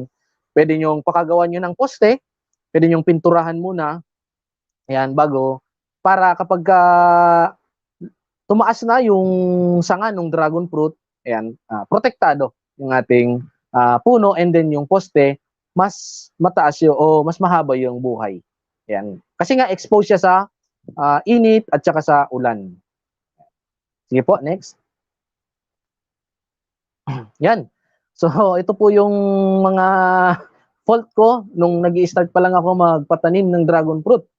Kung mapapansin po ninyo, ito pong nabali, ayan, yan yung sinasabi ko po na puro yung mixture namin ng semento. Kaya dapat po, dapat expert yung gagawa ng poste. Ayan, expert po yung gagawa ng poste. Hindi po yung ganyan, kasi ako lang yung gumawa po niyan, talagang sayang yan. Malaki pa naman yung costing per post. Yan. So, imbis na papasok na sana sa income ng farm, hindi, kundi ayan, maggagawa ulit ng panibagong poste para sa renovation. Yan. Yan po, bagyong Glenda, kung di po ako nagkakamali, yan po yung bagyong Glenda sa atin, tumama. Yan, grabe yung destruction na ginawa sa farm ko. Yan. So, yung iba nakatayo pa naman kaso talagang putol-putol yung mga cuttings. Ayan. Yan. Sige po, next po. Ayan. Yan yung iba pa pong mga naputol na poste dahil nga sa poor ang mixture ng cement o kaya yung tinatawag na ampaw. Yung may mga nakahalong malalaking graba o malalaking bato sa graba. Dapat yung maliliit lang para hindi siya mag-ampaw, maiwasan natin yung weak point ng poste. Ayan. So, sayang. Ayan. Waste of money and time and effort. Ayan. Yan yung mangyayari niyan sa atin. So, ayoko mangyari yun sa mga nanonood. Ayoko mangyari yun sa inyo. Kaya, sinasabi ko kung ano yung mga fault ko sa previous year ko na pagpa-farm nitong dragon fruit. Sige po, next. Yan. Sa irrigation naman, sa mga nanonood, yan, tandaan po natin na ang dragon fruit ay cactus family. Hindi po siya, kaya nga iniiwasan nga natin yung sobrang tubig. Ano po kasi nabubulok yung kanyang puno. Anyway, yung iba po ay nagpa-practice ng irrigation. Nakikita ko sa Facebook group, nag-irrigate sila. Ano po, pero ako hindi po ako pa-practice niyan. Never been. Ako ang nagdilig ng dragon fruit. Ayan, kahit po summer, kahit po nung summer, April, May, ayan,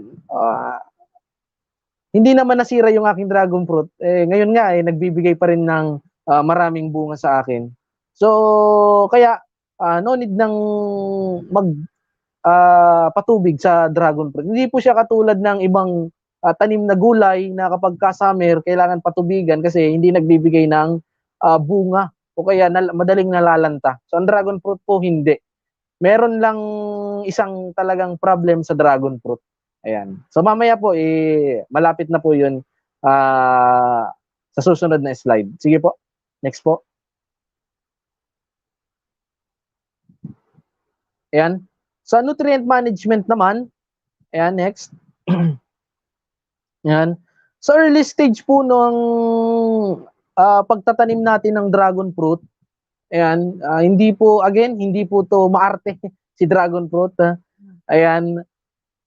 Siyempre, bago tayo magtanim, dapat nakatayo na yung ating pole. Ano po, yung concrete post natin, nakatayo na. And then, sa paligid ng pole, pwede tayong maglagay ng animal manure. Para makondisyon yung lupa. So, kapag na-mix na natin yung animal manure sa lupang pagtatamnan natin, ayan, good to go. Pwede na tayong direktang magtanim. Nga pala, sa mga nanonood na gustong mag-venture ng dragon fruit, kung tatanungin niyo po ako kung ano ba yung mas maganda, papatubuan. Kasi merong ibang nagpa-practice na tinatanim muna nila sa polybag upang mag-ugat. And then, pag nag-ugat na, ililipat, itatransfer nila sa pole na. So, wag nyo na po yun gawin. Automatic, pag nakakuha kayo ng cuttings, diretso nyo na po itanim sa poste. Wag nyo na pong antayin na patubuan pa siya ng ugat kasi po madidisturb pa po yung kanyang root system. So, mai-stress pa po yung inyong tanim. Hindi yung pakakuha nyo ng cuttings, fresh cut, diretso nyo na itanim. O kaya mag-apply tayo ng paka-fresh cut, lublob natin sa fungicide, ibabad natin upang extra protection kasi may open wound. And then, diretso na natin sa ating area o kaya sa ating sa poste. Yan, doon na natin itanim. Hanggang sa, doon na siya magkaugat and then, sumanga. Ayan po. So, ganun lang po kasimple yung sa pagtanim ng dragon fruit. Huwag nyo na po pahirapan yung inyong sarili na papatubuan muna sa gilid. Ayan, tutubo muna yung ugat. Ayan, madidisturb pa po yung kanyang root system. Ayan. In my experience, wala naman po naging problema. Ano po? Ayan. So, hanggang 1 month to 12 months, ayan. Sige po, next slide po. Ayan. Ayan. If animal manure is not available in your area, and pwede po kayong, kung choice nyo po, gumamit ng granular fertilizer. Ayan, nire-recommend ko yung Yara Nitrabor and Yara Unique 16 because itong mga product na to ni Yara is hindi siya ammonium base.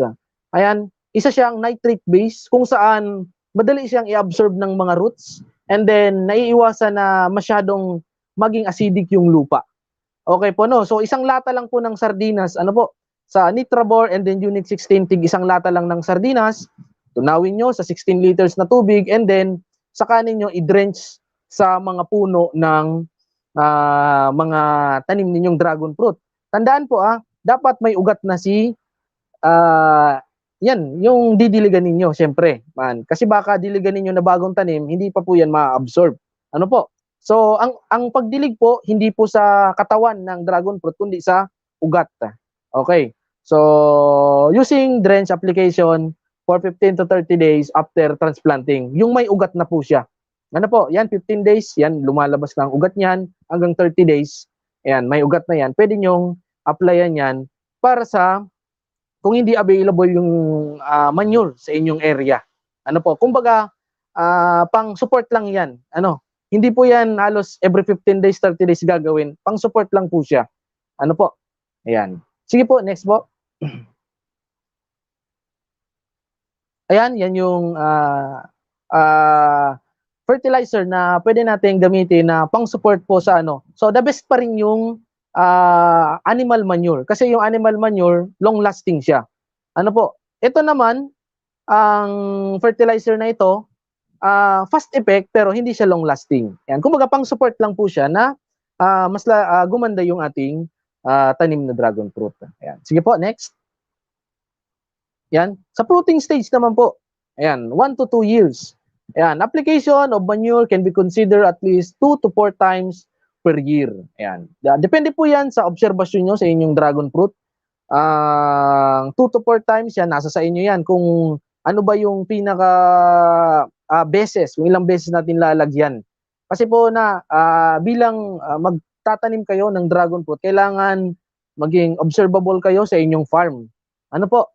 If use of granular fertilizer, side dressing must be done with a rate of 200 grams, 50% Nitrabor, 50% Unique 16 per pole. Ayan. So, siyempre, hindi natin lalagyan sa puno. Siyempre, masusunog yan. So, at least, 1 ruler from the pole. Ayan. Doon natin i-apply yan sa mga root hair.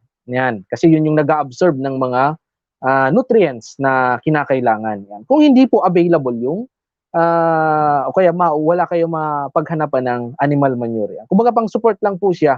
Yan, granular fertilizer. Pero choice nyo pa rin kung gusto nyo gumamit o hindi po. Ayan. Sige po, next.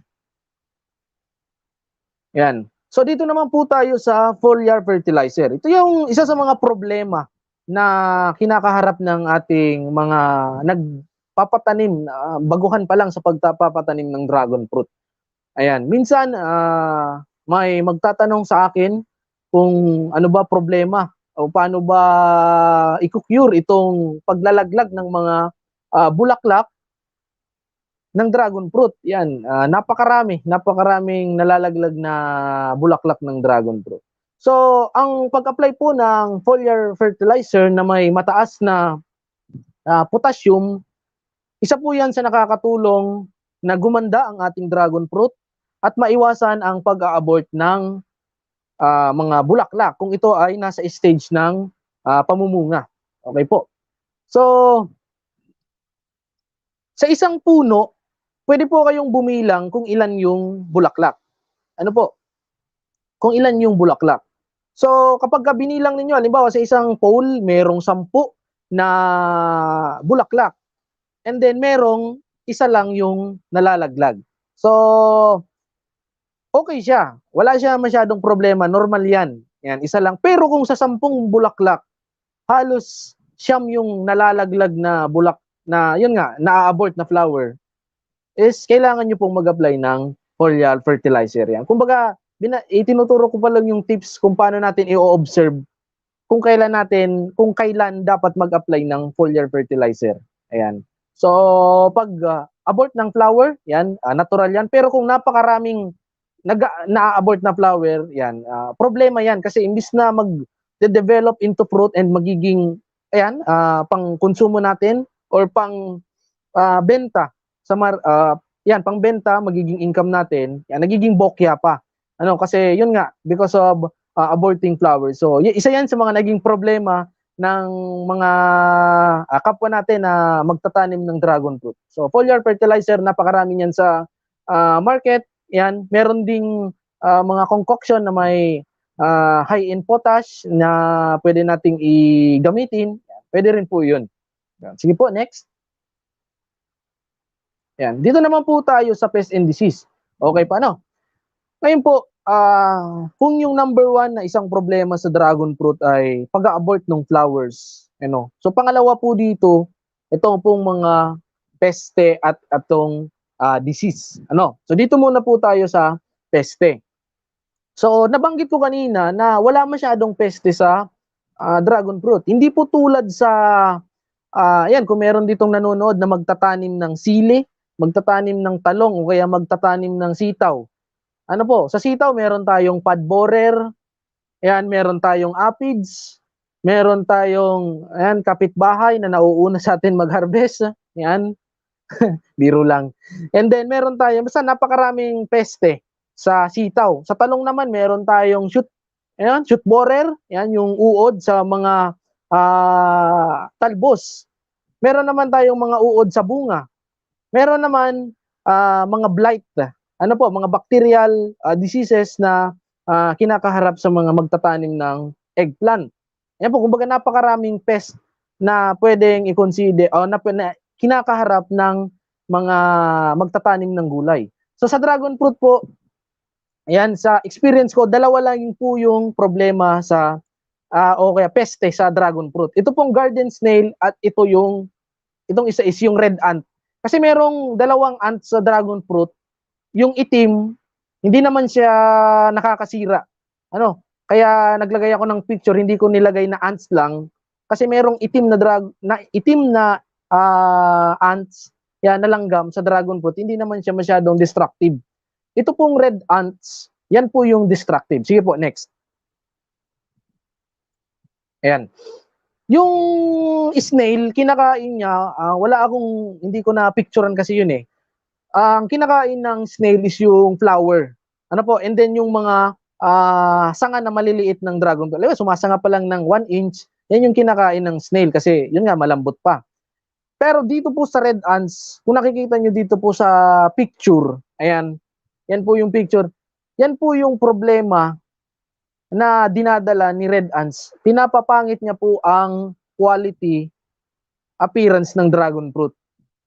Ayan, halos napupunta siya, kung ika-classify natin siya from class A, class B, halos napupunta siya sa reject. Kaya kami bilang magtatanim ng dragon fruit, yan na lang yung aming kinakain. At yung mga class A, class B, class C, sa aming mga customer. Ayan, kasi napaka na niya na ibebenta pa, pangit na ibebenta.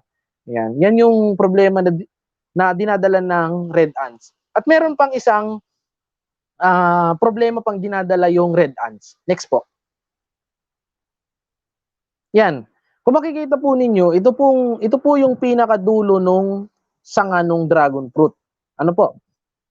Kung mapapansin nyo, yan po yung bagong let's say hindi pa siya mature na sanga.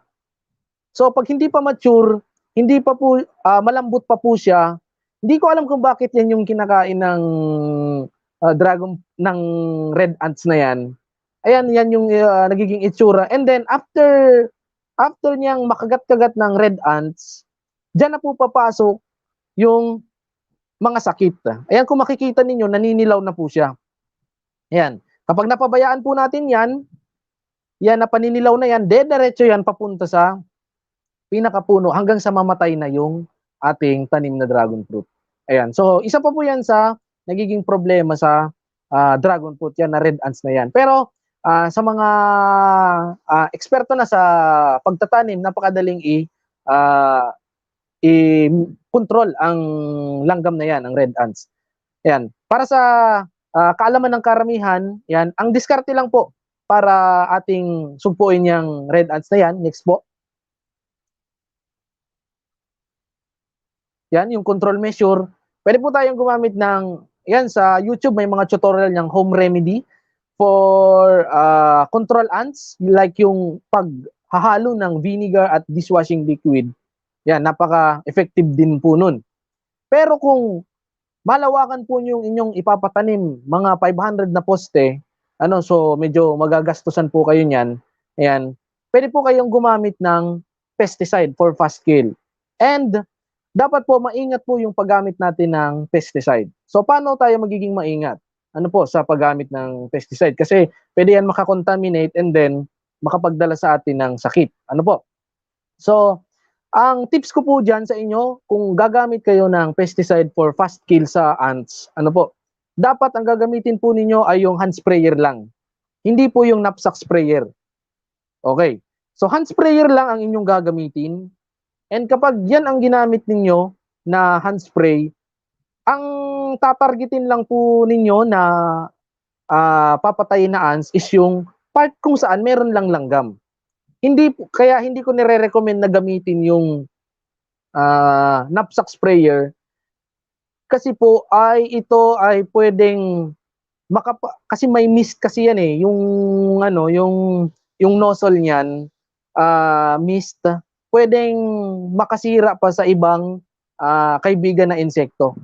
Ano po, kaya hand sprayer lang. Kapag may nakita kayong langgam na gumagapang-gapang sa mga sanga ng dragon fruit, sigurado po na ang bahay po niya nasa pinakapuno ng dragon fruit. Na yung poste na yun, yung pinakapuno yun, nandun po yung bahay niyan. So ang gagawin niyo po, yuyugyugin niyo muna yung bahay ng langgam hanggang sa magsilabasan, saka nyo i-sprayan yung mga langgam na yun. Direkta. Ano po? Direkta na. So, no need nang mag-spray sa iba na wala naman langgam. So, kasi madadamay lang yung ibang friendly insect natin like yung mga ating spider. Kaya sa aking farm, sa JB Dragon Fruit Farm dito sa UAS, may makikita, ayan, pinagmamalaki ko na may makikita kayo dyan na limang panlaban na gagamba. Ayan. Eh, bawal ang bata sa farm kasi kinukuha nila. Ayan, may 5 gagamba doon na panglaban, which means na friendly yung environment ng dragon fruit farm ko. Kasi merong 5 gagamba na nakatira na yung panglaban mismo. Kung saan hindi na yun nakikita natin sa ating mga rice field, sa damuhan, hindi, mahirap na po yun makita. No? Siguro makaka-relate kayo sa akin yung mga batang 90s na naghahanap ng mga gagamba sa mga damuhan. So sa aking farm, may mahahanap po kayo dyan ng mga panglaban na gagamba pa. So it means friendly yung environment niya. Even though nagagamit ako ng pesticide pangpatay sa mga ants na yan. So nasa tamang pag-ano lang po yan, nasa tamang paggamit. Ano po, nasa tamang paggamit lang. Kung alin lang yung may langgam, yun lang yung ating i-sprayan, susugpuin. Yan, ganun lang. No need na yung iba na spray na wala naman. Kasi sayang lang, waste of money din yun. Yan, at saka sa effort. Yan. Sige po. Next. Yan. Dito naman po tayo. Yan, isa po yan sa yung sinasabi ko kanina sa nagpabagsak sa ibang dragon fruit farm dito sa Bicol. Yan pong stem canker na yan. Yan pong nagyayelo na yan. So kapag pinabayaan nyo po yan, ano po, pagka pinabayaan nyo po yung yellow na yan, after ilang weeks, ayan, lilitaw na yung kanyang pinaka-core ng dragon fruit. Ayan, so yung parang kahoy, yung nasa gitna, yan na. So kapag ka lumitaw yung kahoy ng dragon fruit, buhay pa yan. Pero, saan na siya mamumunga? Ano, kasi wala na, naging yellow na siya. Yung core na lang ng dragon fruit, yung parang kahoy siya. Yung parang kahoy na, yung core na lang dragon fruit ang natira. So, stem canker, the most common and destructive disease in dragon fruit farming. Kaya po ako, sa mga nanonood po, at merong existing ngayon na dragon fruit, this wet season o kaya bare months, ano po, ngayong bare months na kung saan straight ang ulan, 1 week. Ito po yung the best time na kailangan monthly ang pag-apply po ng inyong fungicide. Ano po? So, hindi ko lang alam kung paano ang pag-apply kung sa concoction. Pero sa akin, gumagamit ako ng fungicide. Yan. Next po. Yan, maraming brand yung fungicide. Ano po? Meron tayong Mancozeb, meron tayong copper base, meron pong Cyneb, copper and zinc. Ayan, maraming active ingredients ang fungicide and then marami ding brand ang fungicide. And any of that, pwede nating gamitin para pang-control sa stem canker. Kasi kapag ka napabayaan, yan talaga yung pinaka-maintenance para sa akin. Yan talaga yung pinaka-maintenance sa dragon fruit. Mapabayaan mo na sa weeding, wag mo lang mapabayaan sa fungicide. Kasi yan yung uubos sa inyong dragon fruit. So paano na next season? Yan, sana mamumunga. Ayan. Kung naubos ng stem canker yung inyong dragon fruit, sasanga pa naman siya. Pero mamimiss out nyo yung fruiting season. Ayan. Yan yung pinaka problema talaga sa dragon fruit. Yan, na stem canker, yung red ants, yan. And then yung paggagawa ng poste. Yan. Diyan nagkakaroon ng kamalian yung iba. Ayan. Sige po, next. Ayan. So, doon naman po tayo sa harvesting of dragon fruit. Siyempre, kapag naging successful na tayo, yan, napatubo na natin yung ating cuttings. Okay. So, minsan po tinatanong po ako, no? Sir, kuya, kailan po ba talaga namumunga yung dragon fruit? So, kailan? Ang sagot ko po niyan ay maximum of 2 years. Yan. Maximum of 2 years, tama. Yan. Maximum of 2 years. Kapag lumampas ng 2 years, hindi pa rin namumunga yung dragon fruit, malamang may problema po. Number 1, sa location. Number 2, sa soil. And then, sa location, because baka malilim, kulang sa init yung inyong dragon fruit. Yan. So, ang pinaka-early na pamumunga ng dragon fruit is minsan 6 months, 8 months, may namumunga na. Pero hindi po yan yung parang full production. Ang pinaka-full production po niyan, kapag 2 years pataas, example, namunga ng 8 months, pag yung 8 months na yun namunga, at umidad po siya ng 2 years, nandyan na po magi-start yung full production ng ating dragon fruit. So, dyan na po makikita ninyo na magkakarmatilya o kaya maggagamit po kayo ng inyong kalabaw upang pag nag-harvest ng dragon fruit, kasi talagang maramihan ang makukuha o ma-harvest niyo yan. So, it takes 30 to 45 days from flower bud going to ripening stage ng developing hanggang sa ripening stage ng bunga, 30 to 45 days po. Depend on variety. Nakadepende po yan sa variety.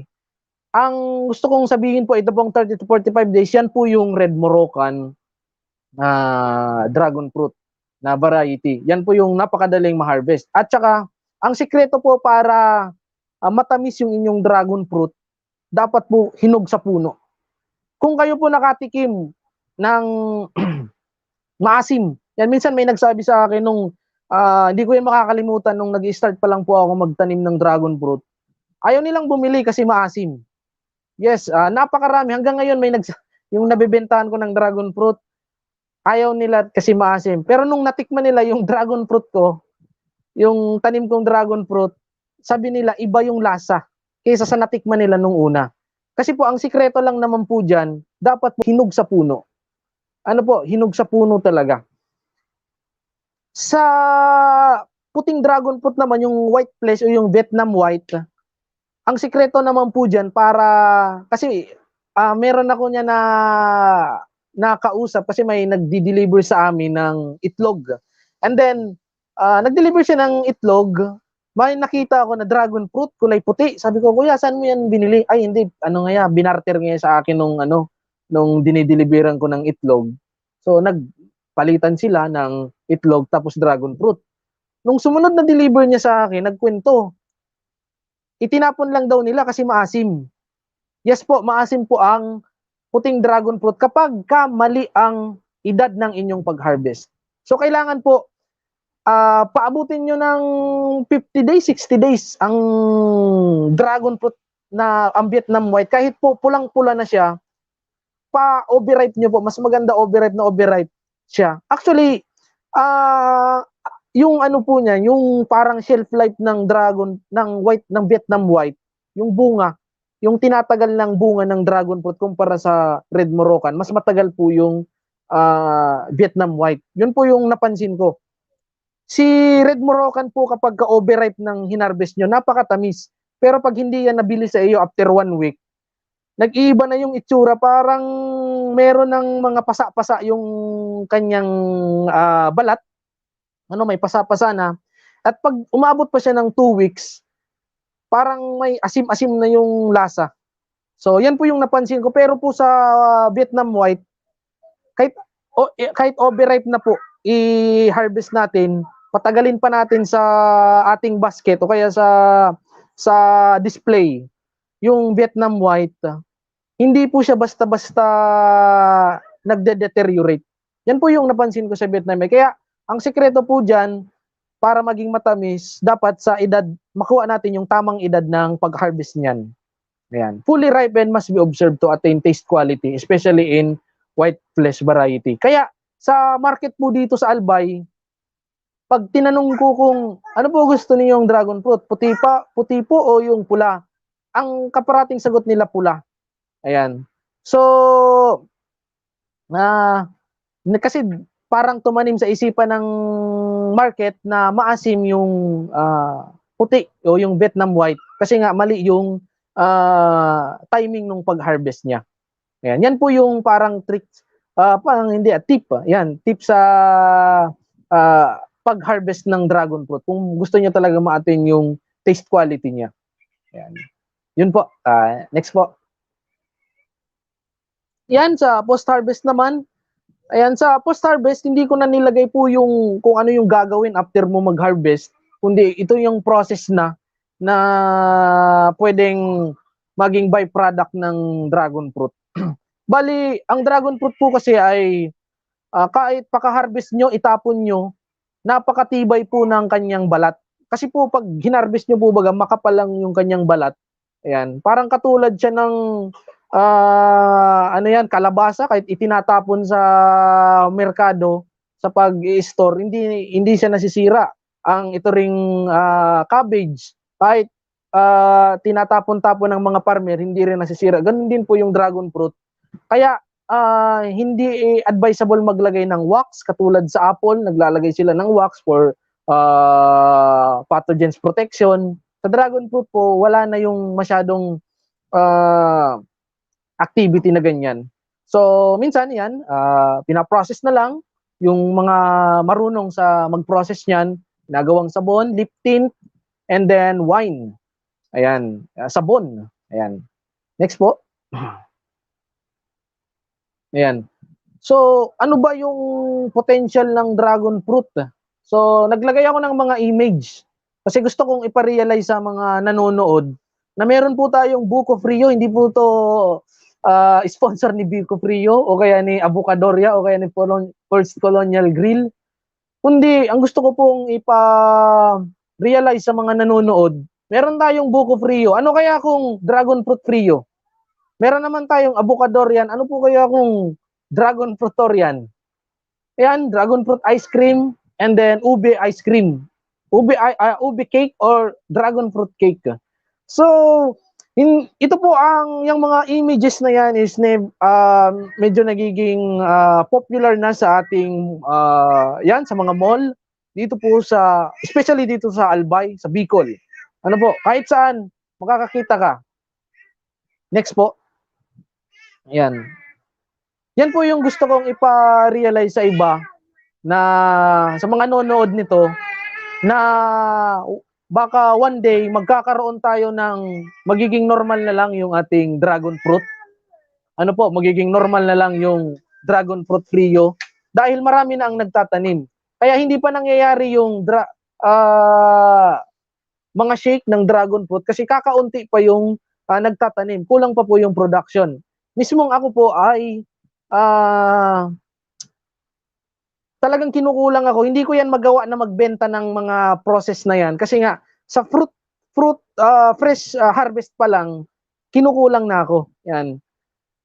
Ngayon po, gusto kong ipa-realize sa mga nanonood sa ibang lugar, lalong-lalo na po kung wala kayong dragon fruit farm sa area nyo. Maybe this is the time na magtanim ka ng dragon fruit. Bakit? Kasi kapag nauna ka po sa inyong area, kapag nauna ka po na magtanim sa inyong area, and then, kapag ka nagustuhan yan, kumbaga yung opportunity na magka-income kayo po yung mauuna. And then, pag pumasok naman yung mga investor na gustong mag-invest rin sa dragon fruit farming, yan po yung laging itinatanong kong saan pa sila kukuha ng pantanim. Alangan naman kukuha pa sila sa malayo.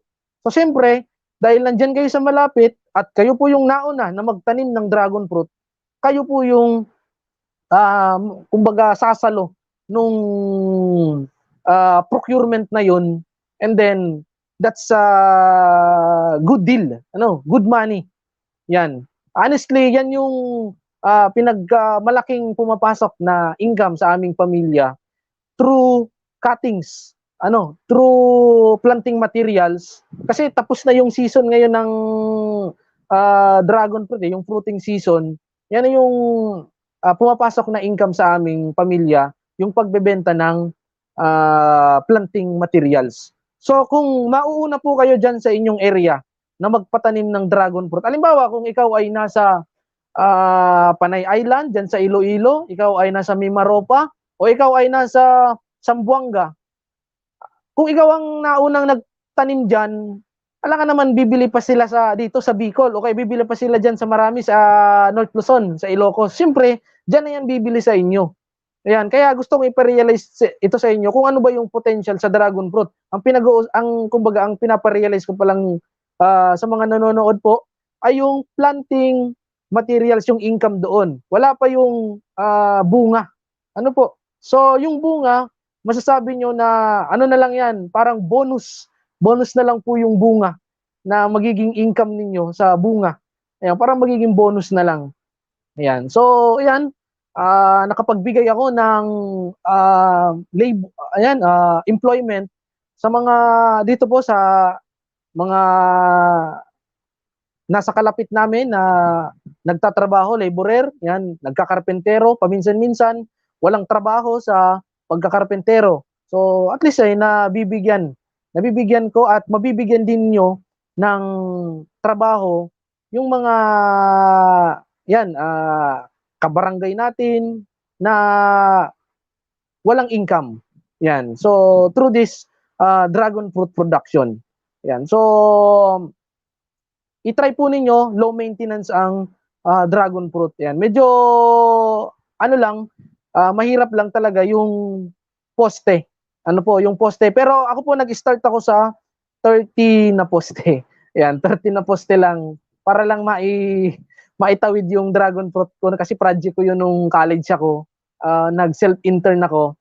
Hindi ko siya, hindi po ako nag-OJT sa ibang farm. So, talagang gumawa ako ng sarili kong farm. And hindi ako makakagraduate kung hindi ko yun matatapos. Sabi ko, ma'am, hanggang 30 poste lang po ako. O sige, basta mangyari yan 30 poste kasi napakalaki nung puhunan. Wala pa naman po ako nung pera. So, 30 poste. And then, by the time may bumibili ng cuttings, naipon ko yung pera, hanggang sa na-maximize ko yung area ko into 200 na poste. Ayan po. Next po. Ayan. So, the plans of the diligent surely lead to success, but all who are hasty surely head for poverty. Ayan. Proverbs 21 verse 5. So, planuhin po ng maigi ang inyong plano kung kayo ay magpapatanim ng dragon fruit. Kung wala namang puhunan, wala po yung problema. Kung mag-start po kayo sa poste na kahoy, basta i-upgrade nyo siya sa concrete post. Ayan. So, planuhin mabuti. Ayan, and then magiging successful. Wag yung invest agad sa 1,000 na 1,000 na poste. Hindi kinaya ng market. Yan, magiging error o kaya mag-fail yung ating business, yung ating yung farm business natin. So, observe nyo lang po yung inyong market. Kasi alam ko pumapasok sa isipan nyo, sir, may market ba niyan? May market. So, yun nga po, yung isa kong reason, kaya ako nag-start sa 30 na poste lang. So, subukan nyo sa 50 poste lang muna. Observe nyo yung market, kung gaano ka fast-moving ang inyong product. And pag kinukulang-kulang kayo, yan, that's the right time na i-extend,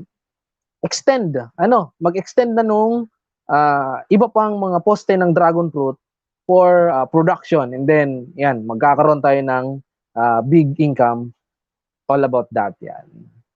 Sige po, next. Yan, that's all. Thank you po sa mga nanood sa Facebook, nanood sa YouTube. Ayan, viewers natin sa Facebook and then sa YouTube. Thank you. Sana may natutuhan ngayong kaunti sa aking ano ba to? Ayan. Sige na po, Kuya Bay. Alright, maraming salamat po, Sir G. Ayan, so marami tayong natutunan sa mga discussion ni Sir Joji. Ano po? So, isa sa mga natutunan natin na hindi lang pala sa bunga kumikita ang pagtatanim ng dragon fruit. Yes po. Pwede kumita. So, magitan po ng pagbebenta ng mga cuttings. And sabi nga po ni Sir Joji, mas palaki po yung isa rin po sa nakakadagdag ng income nila ang pagbebenta po ng cuttings. And kung talaga naman pong maganda yung klase ng dragon fruit na meron kayo, mas maganda po, mas mabenta po ang inyong mga cuttings. Ano po? Yan. So, Sir George, may lang po akong tanong. Ano po yung distance ng planting po? Ay, yun nga yun nga yung nakalimutan ko sa sa part yun ng post. Yung ating post, kaya nag-trend yung aking YouTube channel na iAgriTV, yung kamalian ko sa dragon fruit. Maraming nag-agree doon sa isang kamalian ko sa dragon fruit, yung planting distance. Kasi nga gusto kong i-maximize yung area ko, kaya nagkaroon ako ng poste na 200 post, pero kung kikumputin ko, dapat 150 lang. So, ang pinaka-ideal na planting distance, 3 meters by 3 meters. Minimum na po yan. 3 meters. Yung sa akin is 2 by 2. Hirap na hirap akong mag-perform ng mga activity, harvest, mag-grass cut, kung ano pa man. Napakahirap pagka 2 by 2.5. Napakahirap. So, dapat pala 3 by 3. Kaya sa mga nanonood, minimum of 3 by 3 na planting distance per pole. Per pole po yan. Yan yung i-consider po ninyo. Pwede po ba siya yung parang alternate or magkakahilera? Opo, square method. Square method po. Square method, ayan. Opo, So, ayun po, nasagot po ang ating tanong. Sa mga gusto pong magtanong, since maaga pa naman po, pwede niyo pong i-flash sa ating comment section ang inyong mga tanong. I-flash po ni Sir Chan ang mga questions po na gusto niyo pong itanong kay Sir Joji. Ayan. So muli po, dun po, ayan, meron po tayong tanong from Miss Leia Padunginog, Diala. 3 years after marami ng sakit, ano po ang suggestion po ninyo? Yan po So, hindi ko alam kung anong sakit po yun. Pero kung the same doon sa mga images na pinakita ko, kasi hindi ko alam kung anong sakit. Pero usually ang common na sakit kasi sa dragon yung paninilaw niya, and then yung may mga spot at saka yung rust. So yan po yung pinagdiinan ko talaga, na pag-i-spray ng fungicide is very very essential po sa dragon fruit. Kasi dito po, Kuya Bay, sa Albay, hindi ko nababanggitin kung saan location, 2 farm talagang nagsira. Yung kanilang poste, ginawa na lang pangbakod kasi nga inubos ng stem canker. Hindi sila nag-apply ng fungicide because very meticulous sila po about sa paggamit ng fungicide kasi pinapractice talaga nila yung organic farm. So I'm not against with organic farm, nagpa-practice nga. Kaya sinasuggest ko yung animal manure. Pero talagang sa dragon fruit, talagang napaka-essential ng fungicide. Lalong-lalo na ngayong tag-ulan. Yan yung nakapaubos sa dito sa dragon fruit farm dito sa may malapit sa amin. All right po. Sir, may isa pa akong question, sir. Hope you don't mind. Pwede niyo ba bang i-reveal sa amin kung yung difference po ng 2 taon na pag-harvest to 3rd year, to 4th year? Gaano po kalaki yung kinikita ninyo at gaano po karami yung mga na-harvest po ninyo? Sabihin niyo na. Sige. Bali, hindi ko pa kasi na summarize yung aking record book. Let's say per month na lang po Per month na lang sa Actually, yung 200 poste ko, yung 50 poste na yun is bago pa. Ano po, December ko palang tinanim, pero naka-harvest na ako doon ng 50 poste. December ko tinanim, 2020. Naka-harvest na ako doon ng around mga 40 kilos, ganyan. So, with that kind of age, nasa ano pa lang yan, hindi pa siya halos 1 year pa lang siya. Ano po? So, kung sa pangkalahatan po, doon sa mga matatanda ko na, kasi po, ang dragon fruit, habang tumatanda, lalong nagbibigay siya ng bunga, kasi po, nagmamature yung mga branch niya. So, minsan sa isang branch, sa isang sanga, mayroong 3 bunga. So, sa summary po, ang income ko po sa aking farm, kung sa bunga lang, kung sa bunga lang is papatak rin ng 20,000 minimum. Yes po. Minimum. Yan, wala pang cut. At syempre siguro dahil maganda po yung nasimulan ninyong puno, and syempre doon din po sa inyo galing yung mga cutting, so pare-pareho na rin po maganda yung mga susunod pang mga tanim.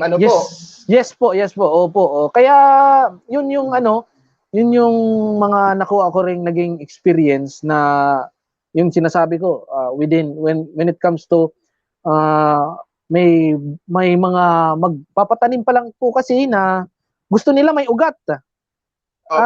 Na-observe ko na halos parehas lang yung kanilang performance kasi yung sinasabi kong pinatanim ko last 2020 December, merong ilang poste na may ugat, merong ilang poste na fresh cut, as in yung fresh na cut talaga. Parehas lang yung performance mo. Napaka-parehas lang ng performance ng kanyang kumbaga when it comes to sa pagsanga, sa pagbunga, parehas lang po. So maganda po siguro i-suggest din natin ipayo po natin sa ating mga aspirants, sa mga gustong magtanim ng dragon fruit, na pumili din po sila ng magandang farm, ng magandang production sa farm, para po maganda rin po yung makuha nilang klase ng puno. Ano po? Yes po. Opo. Saan Okay, sir makakuha? Saan po makakakuha ng pananim? May benta na naman. So, yan. PM send po ba? PMC. Yan po, minsan po yan sa kung may malapit na farm dyan sa inyo, pwede nyo ma-check para magtanong-tanong kayo, minsan mag-search po kayo sa Facebook, minsan may nagbebenta po niyan. Basta po yung sinabi ko sa inyo na dapat kung mapupwede dark green yung kanyang kulay, pag pinisil po ninyo yung kanyang sanga matigas, and kung mapupwede, kasi hindi naman lahat, kung mapupwede, yung may binungahan, yung may parang pasa ng pinag-harvestan ng bunga, yun yung the best. Kahit po yan ganito lang kaliit na sanga, pero minsan may hinarvestan dyan, the best po yan na pang planting materials. Ayan. So may tanong po si Ma'am Eleanor, ilan po cuttings ang itatanim sa isang pole? Di ko na banggit doon 4 pieces per pole. Kaya yung dimension po ng aking poste na sinabi kong 4 inches by 4 inches, side by side, 4 po na piraso per cuttings. Per pole. 4 cuttings per pole. Ayun. Opo, ganun po. So, ayan. Okay. Good question. Doon sa mixture? Good question ni Sir Jim. Hindi ko din nabanggit doon sa ko. So, ngayon po, ngayon nga gagawa ulit kami ng panibagong poste. Pumapatak po ng 7 to 8 ang isang mixture na yun. Ang isang mixture na yun. Kasi may kausap ako kahapon na tinutulungan ko rin sa pag-develop ng farm. Shoutout sa iyo kung nanonood ka, Sir Gary. Sabi niya sa akin, 19 poste, 4 na simento. Sabi ko, Sir, mag-i-slab ka na niyan parang nagpapabahay ka na niyan. Sabi ko napaka sobrang dami. Sabi ko sir, gawin ninyo 1-4-3 kasi ang halo nila 1-3-3. So Sir Jim Reyes, nag-start po ako sa 1-2-3. Ano po, isang semento, 2 sand, and 3 graba. Yun po yung napakaraming putol na poste. Napakaraming putol na poste ko. So, nag 1-3-3 ako. Kumbaga, experiment, 1-3-3.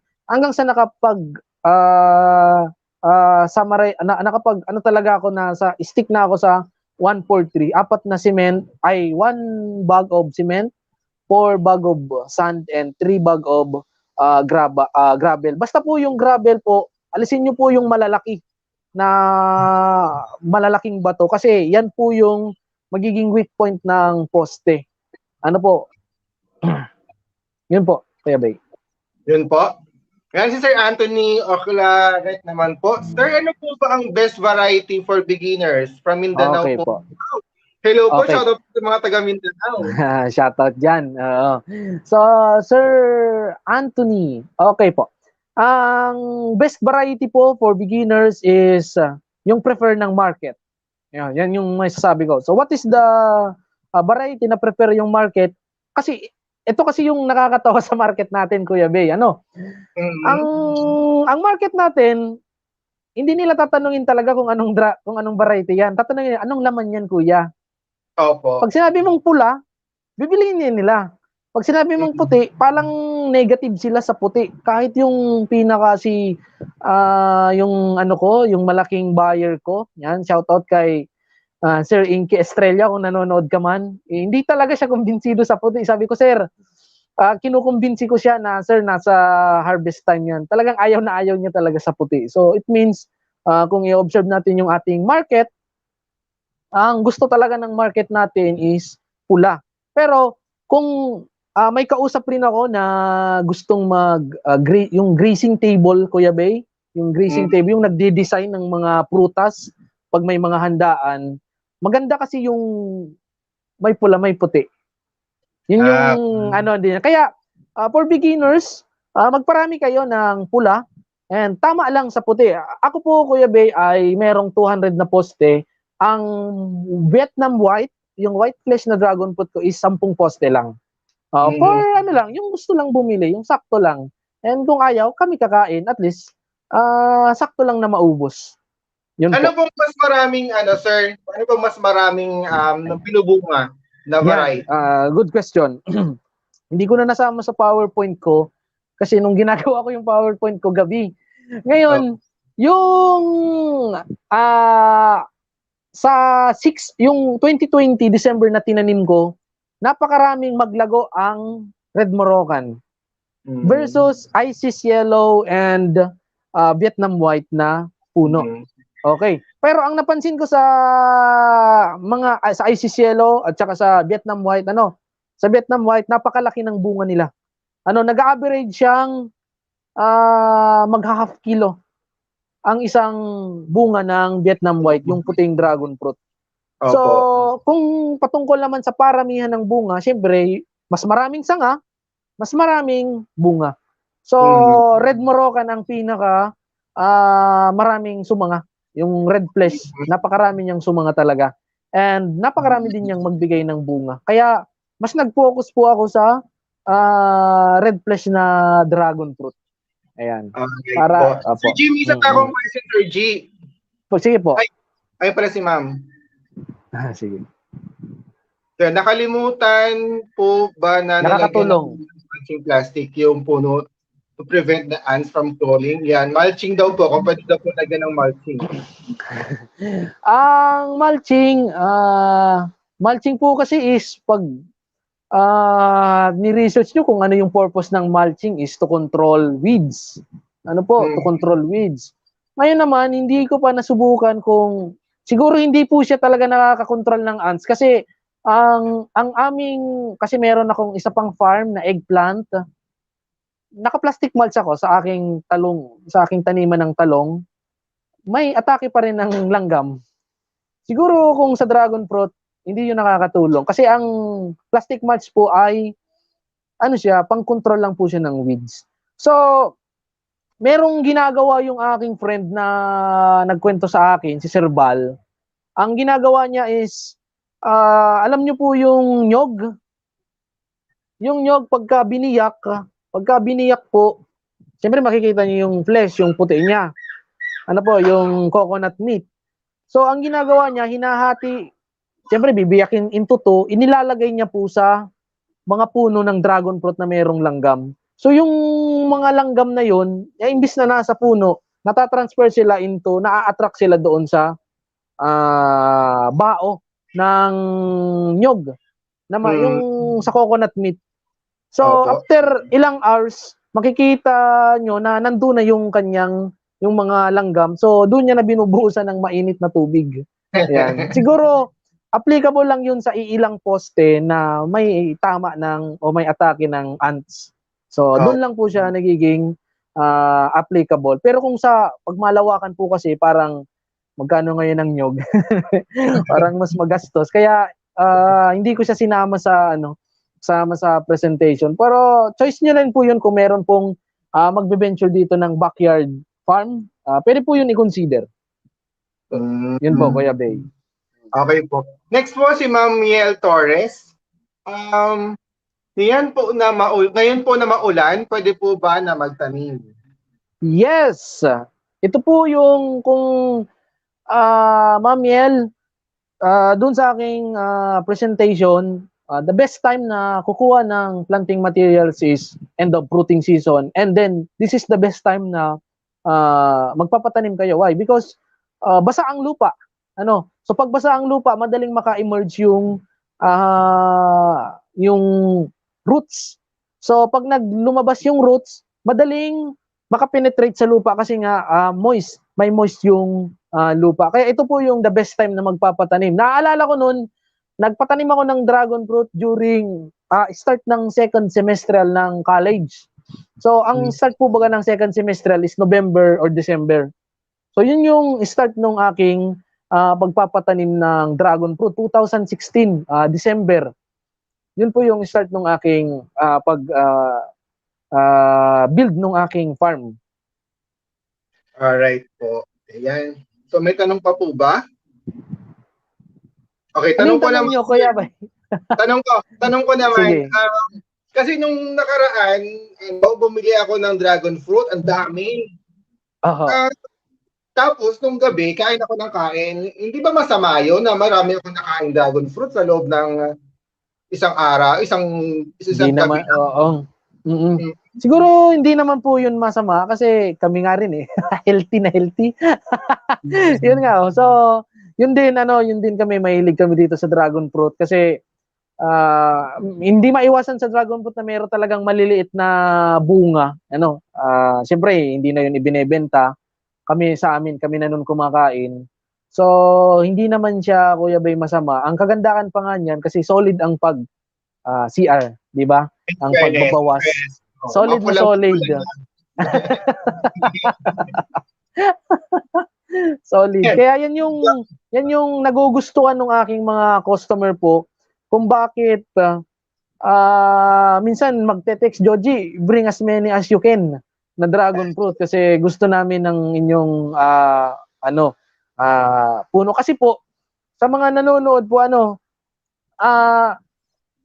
mas gusto po ng mga buyer yung direkta sa farm. Kasi alam po nila na bunga o alam po nila na hinog po iyon sa puno. Ayaw nila yung galing sa mall kasi ang sa mall, hina-harvest pa po iyan ng kulay green pa or meron palang 60% na pagka-ripe. So, kapag ganyan, di ba, nabanggit ko, kung gusto nyong ma-attain yung taste quality ng dragon fruit, dapat po yung timing ng pag-harvest. Dapat mas mature siya. Mas mature siya, mas nagiging juicy siya. Yan. Minsan hatiin nyo pa lang, tumutulo na yung kanyang juice ng dragon fruit. So, kaya ganun po yung niyan, kung bakit gusto ng mga customer na direkta sa farm. Yes po, may question po ba?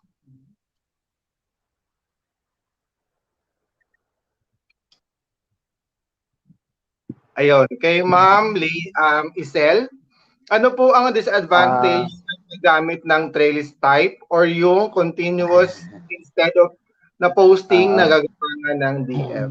Actually, ma'am, yung post, it's a type of trellis. Yan. Yung trellis po kasi, in Bicol, yung gagapangan, ang Tagalog, gagapangan natin. Baka yung tinutukoy ni ma'am is yung A-type, yung nakikita natin sa ibang, dyan sa Batangas na mga farm, yung parang A-type na gagapangan ng dragon fruit na bakal na. Opo. Siguro, maganda rin yun i-consider ng mga, wala na kasi ako, Kuya Bay, mapagtataniman para subukan ko yun. Siguro, pwedeng i-consider yun. Pero, pasensya sa nanonood, kasi hindi ko pa siya nasubukan. Hindi ko pa alam kung ano ba yung magiging pros and cons nun, and kung magkano yung magiging gastos nun na A-type na parang baka lang siya na merong sa gitna, tapos naka A-type siya, and then parang nakasampay lang yung mga dragon fruit. Yan. Siguro, ang magiging disadvantage lang yan, ma'am, ay yung tinitignan ko, siguro lang po, mas magiging cost, yung cost lang niya. Kasi bakal Bakal po kasi yun another cost Yun lang yung tinitignan kong ano yan. O, ito, sir, lagot ka. Baka may magalit sa akin. Price ng dragon fruit. So, sige, courtesy naman sa ibang Ayan, sa po kasi Sir Ram, depende po kasi yan sa area. Kasi po dito po sa North Luzon, ang bintahan dyan, 50 na lang ang farm gate price, 40. Yan na lang yung bentahan yan. Tapos babagsak ng Balintawak, nasa mga 80 na yan. 80, 90, 100. Ayan. So, dito lang sa amin po, ang farm gate price po namin is, actually, hindi na nga Kuya Bay farm gate price kasi sabay na deliver, 130. Ang benta ko po is 130 pesos. Ayan. Pick up or deliver na yan. Ayan. So, yan yung benta ko. Hindi pa ako masyadong nakakapag-cater po sa mga wholesaler. Even though may mga pumupunta dito makukulit na gustong magbenta ng dragon fruit, hindi ko po sila ma-cater kasi nga, yun nga sinasabi ko, kulang kami sa produce ng bunga. And, siyempre, pag wholesale kasi, bababa yung presyo niyan.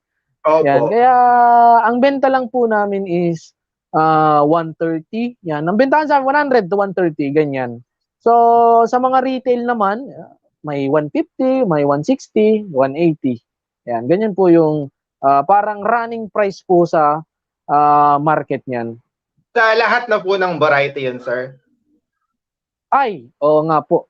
Ang tinutukoy ko is Red Moroccan. Siguro yung Red and Vietnam White is same lang yung price. Pero sa Isis Yellow, mas higher yung price niya. Ang pinakamura na nakikita ko sa Facebook na nagbebenta niyan is 175. Pinakamura, 175 ang kilo nung Isis Yellow. Yung yellow ang balat. Yung yellow ang balat. Yan yung ano niyan. So, siguro ang mga presyohan niyan is nasa 175, 200. Yan yung presyo ng Isis Yellow. Yan. Okay po. At next question po, magkano ang inabot na puhunan pag nag-invest po sa dragon fruit? So, doon po sa aking, Kuya Bay, magpo-promote ako ng YouTube channel, ha? Sige. Doon sa aking YouTube channel, sa iAgriTV, nag-discuss po ako doon ng aking, magkano ba yung inabot na puhunan sa parang yung initial investment sa dragon fruit. Unang-una po, depende po yan sa presyo ng bilihan ng semento. Kasi po, tulad ngayon, maulan. Ito yung the best time na magpapatanim ng dragon fruit kasi nga moisture ang lupa. And then, yung semento, mura kasi nga maulan. So ngayon, ang semento, 230 pesos per bag. Pero kapag ka mainit, kapag ka summer, pumapatak po yan ng 250 to 260 ang presyo. So, mas magiging mataas yung ano natin. So, bali, ay kakat natin sa short, yung ano, yung, yan, yung aking YouTube channel, ay Agri TV niyan. Marami akong discussion dyan all about dragon fruit and other high value crops. Okay. Kung isa-summarize ko, ang isang poste po ng dragon fruit, gagastos ka ng papatak ng 400 to 500 pesos. 400 to 500 pesos. Kasama na po dyan yung labor, lahat-lahat na. Ayan, 400 to 500 pesos po yung kwan. Wala pa po dyan yung cuttings ha. Hindi pa po dyan kasama kung magkano yung bilhin nyo ng cuttings. So basta, madali nyong ma-estimate. O sige, kung let's say 400 to 500, 450. Kung magpapagawa kayo ng 10, yan, for start up only, 10 poste, mag-ready po kayo ng 4,500. Yan, good to go na po ang inyong pag-start ng dragon fruit. And then, pag nakilala kayo, baka problema kayo sa market. Pag nakilala kayo niyan, tulad sa amin, nakilala kami, kusa na lang dumarating po yung mga buyer. Talagang nagtatanong na lang talaga sila.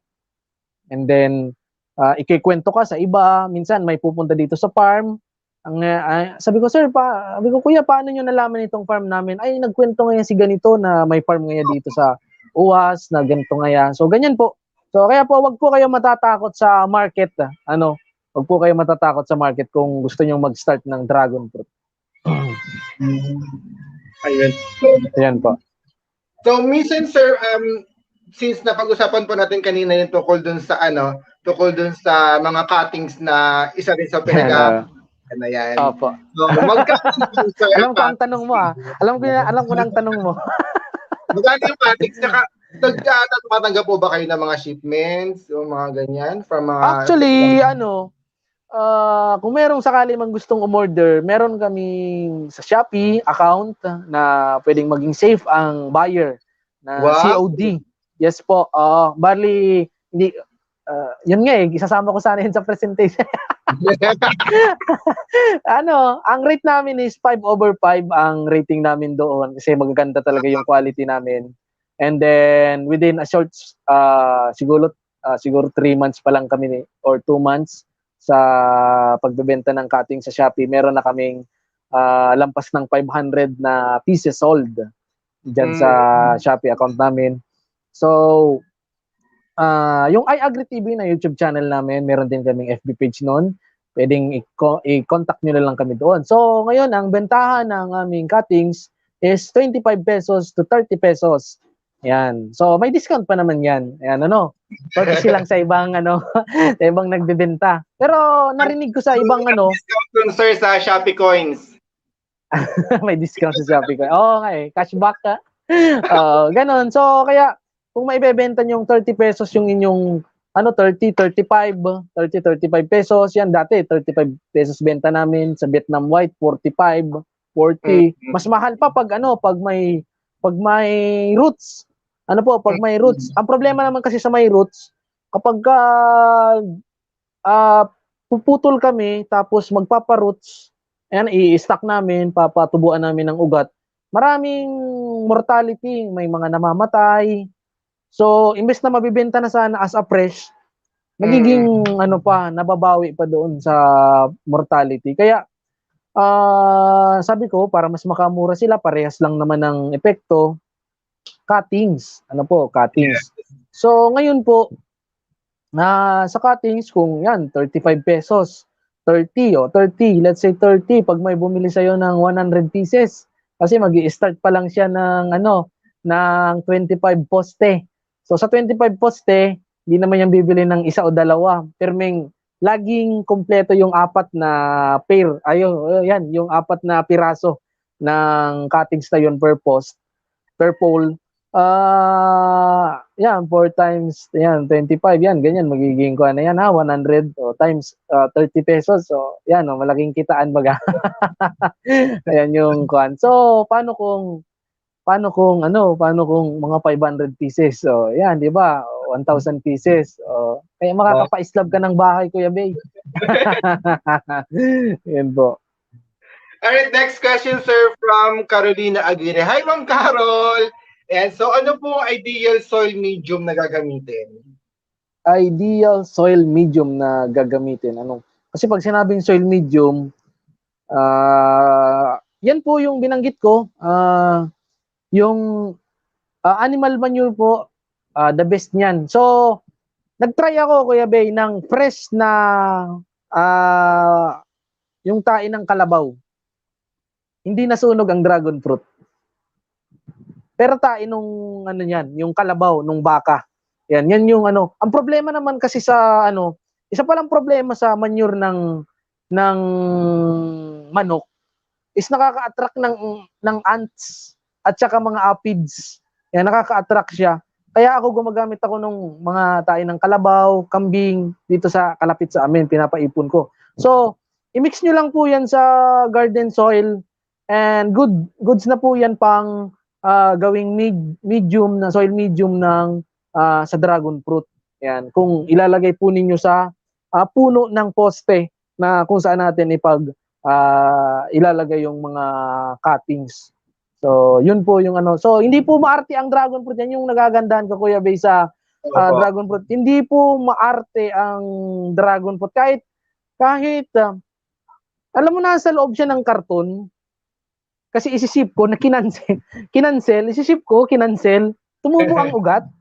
Tumubo pa rin yung ugat niya. Oo, sabi ko, hindi air plant. So, basta hindi lang malubog sa tubig yung kanyang puno. Yun lang talaga yung pinaka-kwan niya. So, yun po. Yun yung medium ng soil medium ng dragon fruit. Manure, yan yung the best po na pang natin, yung para maganda ang growth ng ating dragon fruit. Manure ng baka tsaka ng kalabaw, sir, pwede? Yes po, ruminant manure. Yan yung parang broad terms niyan, ruminant manure. So, syempre, wala naman sa atin mga malawakang farm ng mga ruminant farm. So, ang karamihan kasi sa atin is poultry farm, kung saan, napakarami talagang ipot, tambak-tambak na mga sako ng ipot yung naging available. Basta po yung dry na lang po yung inyong ilagay. Kasi kapag ka-press, napansin ko kasi sa ipot ng manok, nakaka-attract talaga ng mga ants na mas kuman pa. Ay, so may tanong pa po ba? So last two question na po tayo, kung meron pa po.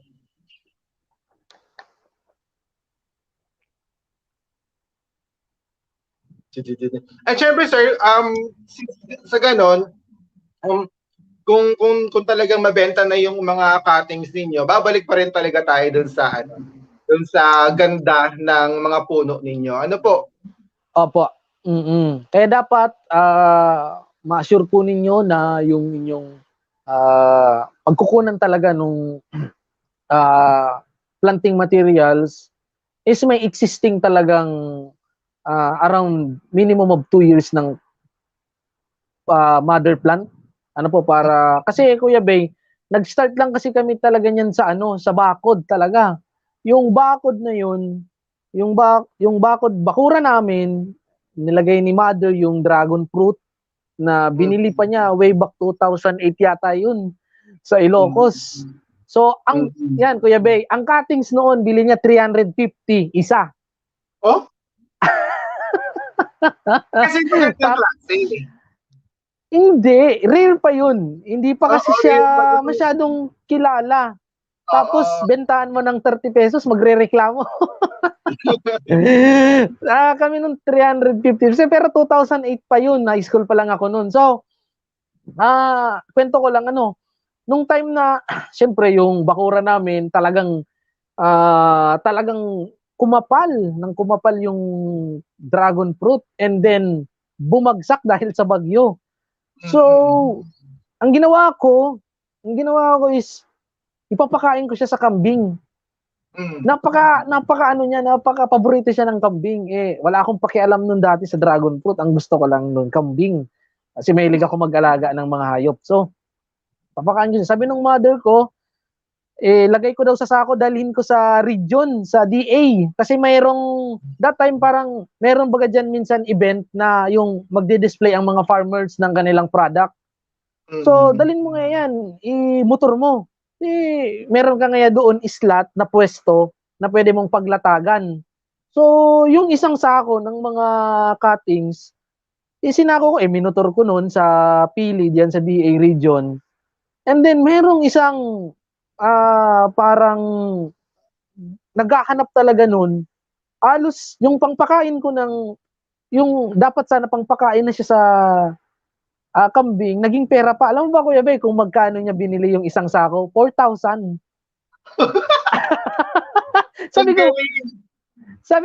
Sabi ko, ay magkano nga, tinanong ako, magkano yun? Sabi ko, sir, ano po, 40 pesos, 50 isa. Ano nga kung, wag na nating bilangin, pakyawin ko na 4,000. Sabi ko, isip-isip ako, mag-aayaw sana ako, sabi nung kasama ko, sige na, ibigay mo na para hindi ka na magbabantay. Uwi ka na. Ay ko, sige po, sige, kunin yan. Sige, ito yung bayad, dalhin mo ngayon doon sa sasakyan ko. Doon mo na. So, doon ako, Kuya Bay, nagka-interest. Sabi ko, sige. Aabot ang time na magbe-venture ako nitong dragon fruit na to. 2000, that is 2012 yata yun, Kuya Bay, mga time yun, 2012, 2013. So, sabi ko sa sarili ko, darating ang time, i-venture ko talaga siya.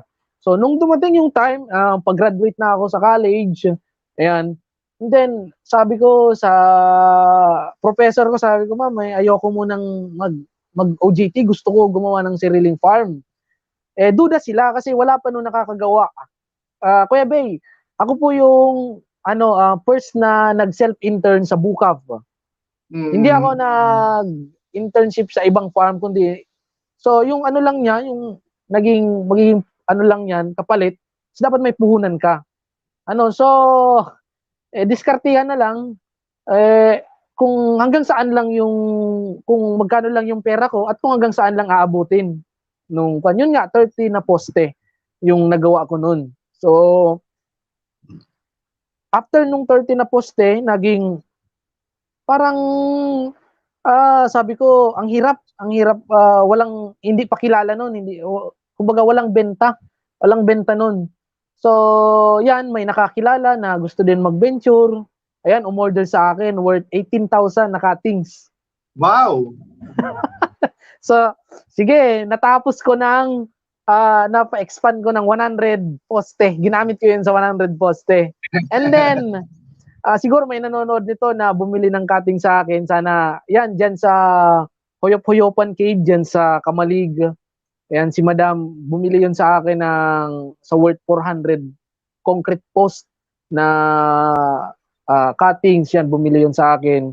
Yun pa yung nakatulong para expand ko pa hanggang sa ma-maximize ko na 200 na poste yung aking kwan. So, parang expand na lang kung walang puhunan po sa pagdadragon. Sige po, may katanungan? Yes, Ma'am Cherry po. Sir, gaano daw po kahaba ang cuttings na gagamitin na pananim? Yan. So, yung ma'am, sa iba po merong mga nagbebenta ng napakamura na cuttings. Pero sobrang iikli. Sobrang pong iikli. So, kami po, ang binebenta rin namin is 1 ruler na cuttings. So, wag na po dyan bumaba pa sa 1 ruler. So, 12 inches. Yes po, sa 12 inches. Wag na po dyan bumaba kung mapupwede. 2 rulers or 1.5 na ruler, pwede yun. Or, kasi pagka mahaba na, ibang presyo na po yun, Kuya Bay. Medyo, siyempre, tataas din yung presyo per pieces nun. So, kami, sarili lang naman namin, kaya yung mga cuttings namin, mahaba talaga. Kasi, ang lang naman kasi, ang parang isang first goal sa pagtatanim ng dragon fruit is umabot dapat siya doon sa gulong. Kasi po, dapat umabot siya sa gulong kasi doon nyo na siya pasasangahin. pagka nagtanim kayo, huwag niyong pasangahin ng napakarami, isang sanga lang. So, tutubo ang another sanga niyan, tutubo ang another sanga, putulin niyo yung iba, isang sanga lang ang padiretsuhin niyo. Kasi, ang nutrients niyan na nakukuha ng dragon fruit, dire-diretso po yan hanggang sa pinaka dulo doon sa gulong. So, kapag ka nandoon na sa gulong, doon niya na po siya hayaan sumanga sa taas. Hanggang sa maging umbrella canopy na siya. Parang style, ang itsurang payong ang magiging itsura po niyan. Okay po. Okay, last question po. Last question po natin. Yan, kay Sir Buddy Buddy. And sir, ano po ang mga cost kung yung bunga ng dragon fruit ay hindi nabubuo at marami siyang bulaklak? Yan. Yan, na-discuss ko yan kanina, ulitin ko po, Kuya Buddy Buddy. Ano po? yung case ng maraming nalalaglag na bulaklak, siguro talagang naranasan niya ni Kuya Buddy this fruiting season. Napaka mainam po kung bakit na-recommend ko po yung kaninang fertilizer na Nitrabor kasi yun po yung nakatulong sa akin na hindi siya malaglag ang bulaklak. Kumbaga pang support ko lang siya because yung Nitrabor kasi na yun na product ng Yara, siya yung kapalit sa calcium nitrate, which is wala na tayong makukuha ngayon na calcium nitrate na fertilizer. Calcium nitrate yan yung ginagamit para pampabulaklak and then pang-develop ng fruit. Yung calcium nutrients, yan yung nutrients na nag-hold to avoid flower abortion or fruit abortion. Yung calcium. Ngayon yung Nitrabor, yan po yung parang abono na gumagala sa merkado ngayon na merong calcium and then merong boron. Ano po, mahirap maghanap ng abono na may calcium at may boron. Meron foliar fertilizer, pero yung sa granular fertilizer, wala. So, yung Nitrabor lang.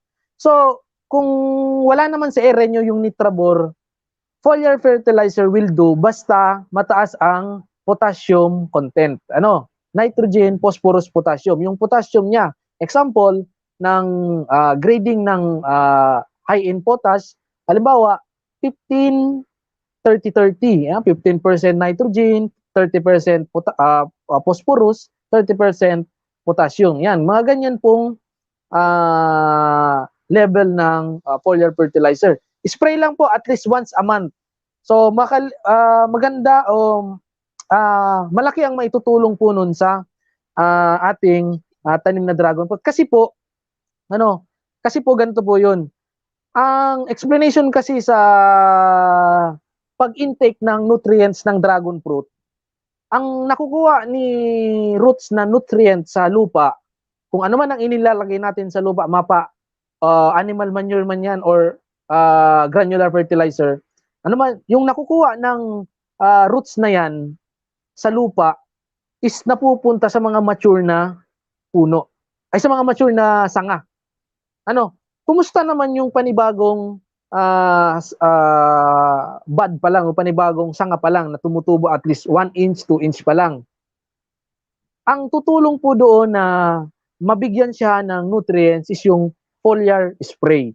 Wag po kayo magtutunaw ng abono. Halimbawa, yung urea, triple 14, tutunawin sa tubig tapos i-spray. Wag niyo po yan gagawin. Kasi po, kaya po siya foliar, granular fertilizer is nakadesign po siya pang roots. Nakadesign po siya pang roots. Hindi po siya maganda pang dahon o kaya pang stomata. Pang roots po siya. Ang foliar fertilizer naman po, yung mga concoction, is nakadesign talaga siya pang stomata intake. Doon talaga siya makakatulong.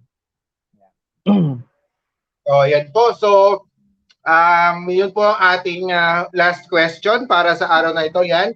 So, for any feedback po, ayan, may mga po tayo, may mga i-evaluate po tayo and may mga forms po na ipa-flash. Yan. So, sa mga ating pong mga participants, maaari pong i-click lamang po ang mga links para po makuha ninyo ang mga forms para sa ating feedback form and sa persons evaluation or sa resource persons evaluation forms. Okay. Sir Joji, any message? Last message po, and siyempre, your chance na para i-promote po ang JB Dragon Yes po. Fruit Farm. Ayan. Yes po. So sa mga nanonood po, type nyo lang sa Facebook. Like nyo naman yung aming FB page na JB Dragon Fruit Farm. Ayan. Minsan kung may katanungan po kayo, ready naman akong mag-assist sa inyo. I-chat nyo lang po ako sa aking FB page, JB Dragon Fruit Farm, or itong aking pangalan. Hanapin nyo lang ako sa aking FB. Chat nyo lang ako kung may problema kayo sa inyong pagtatanim ng dragon fruit at sa iba po man na pagtatanim ng gulay. Ano po, yan, mga pinakbet, vegetable. Yan, ready rin akong mag-assist sa inyo. Ano po?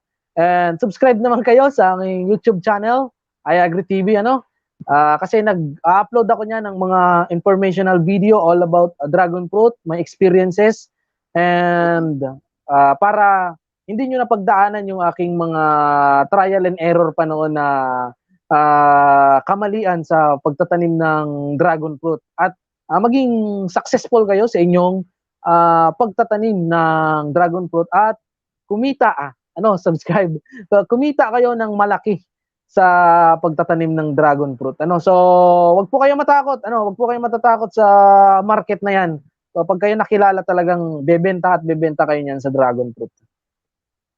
Yun lang. Ayan. So, thank you so much, Sir Joji. Ayan, talaga namang busog na busog tayo sa kaalaman ngayong araw, no? Pati life experience na-i-share na rin ni Sir Joji para sa atin. Yes. Para mas magkaroon din tayo ng konting pattern sa buhay o sa mga plano natin sa pagtatanim ng dragon fruit. Ayan. So maraming salamat po, Sir Joji. Yan, sana po minsan matikman naman po namin ang inyong dragon fruit. Sure. Ayan. So muli po sa ating po mga participants, paki-comment po Sir, ang inyong pangalan. Kuya Bay. Yes, sir. Ayan, ulitin ko lang salamat sa ATI family. Yan, sa mga kasamahan nyo na nakapag-share ako ng experience ko and yung mga tips, mga advice sa dragon fruit. Sana naging sana nakatulong ako ng maganda sa ating mga aspiring na gusto magpatanim ng dragon fruit. Ayan, and then, thank you, ATI family. Ayan, more power sa inyo. Continue sa pagtuturo. Yan, marami akong natututuan din dito sa ATI sa pagla-livestream nila. Kasi lang ako Ayan, silent watcher. Kung may silent reader, silent watcher ako Ayan, okay po. Yan, thank you lalo na kay Ma'am Elsa, kay Parrot, and kay Ma'am Vivian Carable at kay Ate Melbs. Yan, Ate Prime, and then sa lahat ng ATI family po. Maraming salamat. Ayan, thank you so much, Sir Joji. So, ayun nga po, sa lahat po ng ating mga participants dyan, sa mga registered participants po natin, muli po, paki-comment po ang inyong mga pangalan para po sa closing po ng ating training. And so, i-flash din po namin yung link para po dun sa evaluation form and dun sa feedback forms. Okay, ayan po. Naka-flash po sa ating screen. Yan. So, para po makuha nyo rin po ang inyong mga certificates. So, po sa mga malalapit lang po dito sa sa ATI Bicol, dito po sa Pili, Camarines Sur, pwede nyo pong i-drop. Pwede po kayo mag-drop by dito para makuha po ang inyong mga hard copies ng certificates. And naman po sa mga malalayo, i-send po namin ang soft copy po ng inyong original na certificates. Ayan. Alright, so para po magtapos sa ating pagsasanay ngayong araw, tinatawagan ko po ang aming project officer para po sa pagsasanay na ito. Walang iba po kung hindi si Ma'am Melba SM Bonape. Ma'am?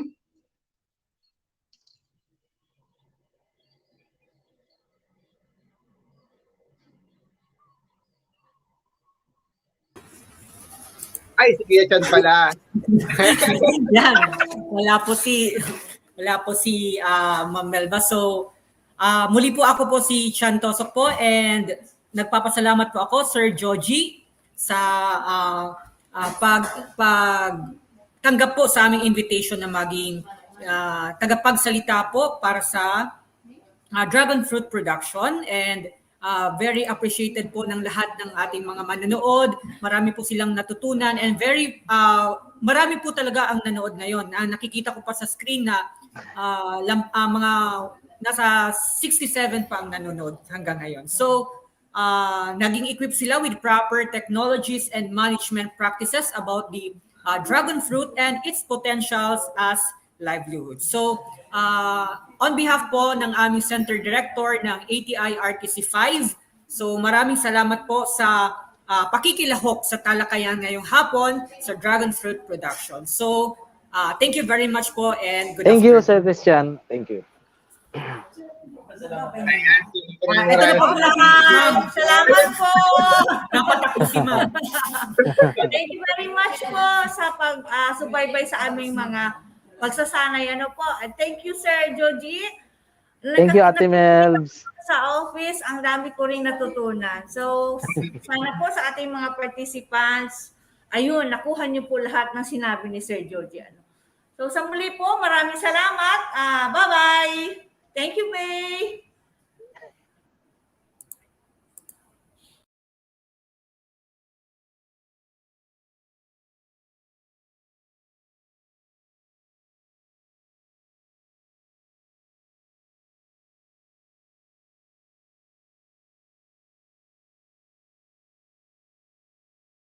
Tayo na't ating alamin kung ano ang e-learning for agriculture and fisheries.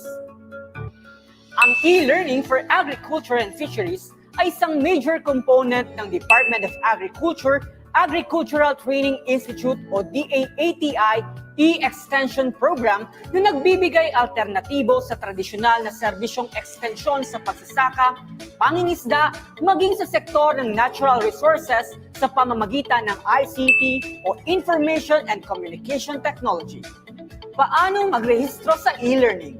Bumisita sa e-extension site na e-extension.gov.ph at i-click lamang ang e-learning component. I-click ang Create New Account link. Sagutan ang account registration form.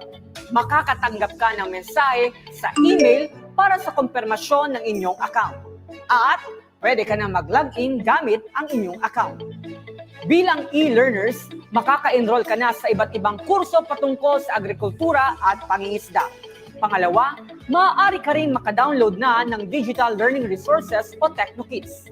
At makakapanood ka pa ng mga video clips. Maaari ka na rin makisali sa iba't ibang diskusyon at forum online. Ako po si Kuya Chan, yan ang ating alamin.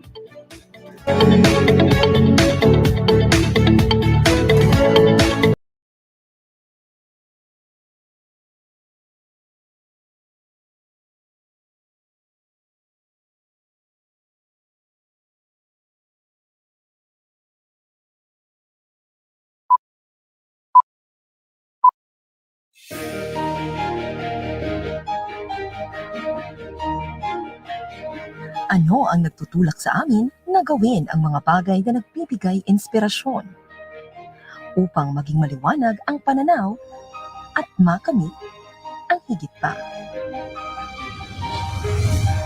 Kami ang Agricultural Training Institute Regional Training Center 5, ang ahensya para sa pagsasanay at siya ring extension arm ng Department of Agriculture sa Rehiyon 5.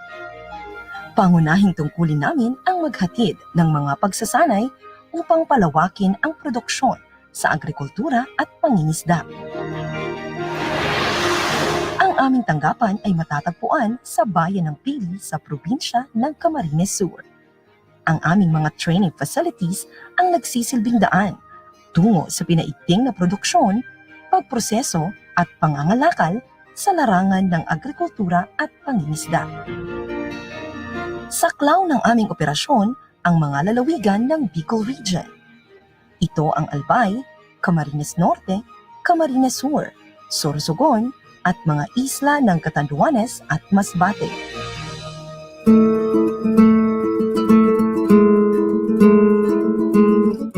suliranin ng ATI na patuloy na maiangat ang kapabilidad at kakayahan ng mga nasa sektor ng agrikultura at pangingisda.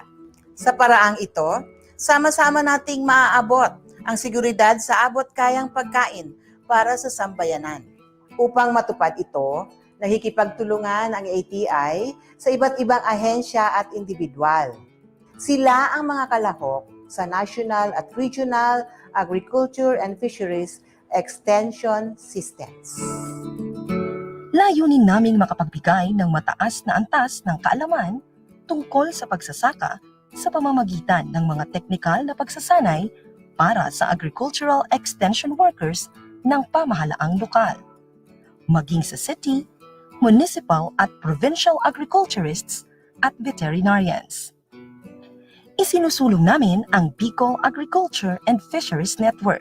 Nakikipag-ugnayan din kami sa mga rural-based organizations, mga pamantasan at iba pang ahensya, pribado man o pampublikong sektor. ATI ang pangunahing ahensya para sa nagkakaisang pagkilos ng extension services sa pagsasaka at pangingisda sa buong bansa. Ayon sa Agriculture and Fisheries Modernization Act or AFMA, ang major extension services ay training, technology demonstration, farm and business advisory services, at information, education, and communication services. Dito, nakaangkla ang 5 thematic areas ng DA-ATI Extension LEADS or LEADS. Patuloy naming binabalangkas ang mga akmang estratehiya upang palakasin ang kakayahan ng mga nasa sektor ng agrikultura. Isinusulong din namin ang mga bagong hakbang, makabagong pamamaraan at paghahanda para sa nagbabagong panahon. Sa pakikipagtulungan ng mga pribadong individual at mga organisasyon, pinaparami at pinapalawak ang sakop ng mga learning sites, demonstration farms at extension projects. Pinagtutuunan namin ng pansin ang Farm Business Advisory Services upang mabigyan ng angkop na tugon ang mga katanungan tungkol sa pagsasaka. Gamit ang modernong paraan ng komunikasyon, mabilis na naihahatid ang serbisyo at impormasyon tungkol sa pagsasaka at pangingisda. Pinaplano, sinusubaybayan at sinusuri ang pagpapatupad ng mga training at extension programs sa pamamagitan ng performance reviews at pagsaliksik tungkol sa naging epektong mga pagsasanay. Upang patuloy na mapabuti ang paghatid ng training and extension services, patuloy naming isinasaayos ang mga paraan at polisiya tungkol sa pagkilos ng ahensya. Sa ganitong mga hakbang, tinutupad ng ATI ang mahahalagang layunin nito para sa ating bayan. Mas pinaigting ng kagawaran ng pagsasaka ang tugon nito sa pangangailangan ng sambayanan sa sapat na pagkain sa panahon ng new normal. Kasabay ang ATI sa pagtugon sa mga suliranin ng bayan ukol sa supply chain, kabuhayan at kalusugan dulot ng COVID-19 pandemic.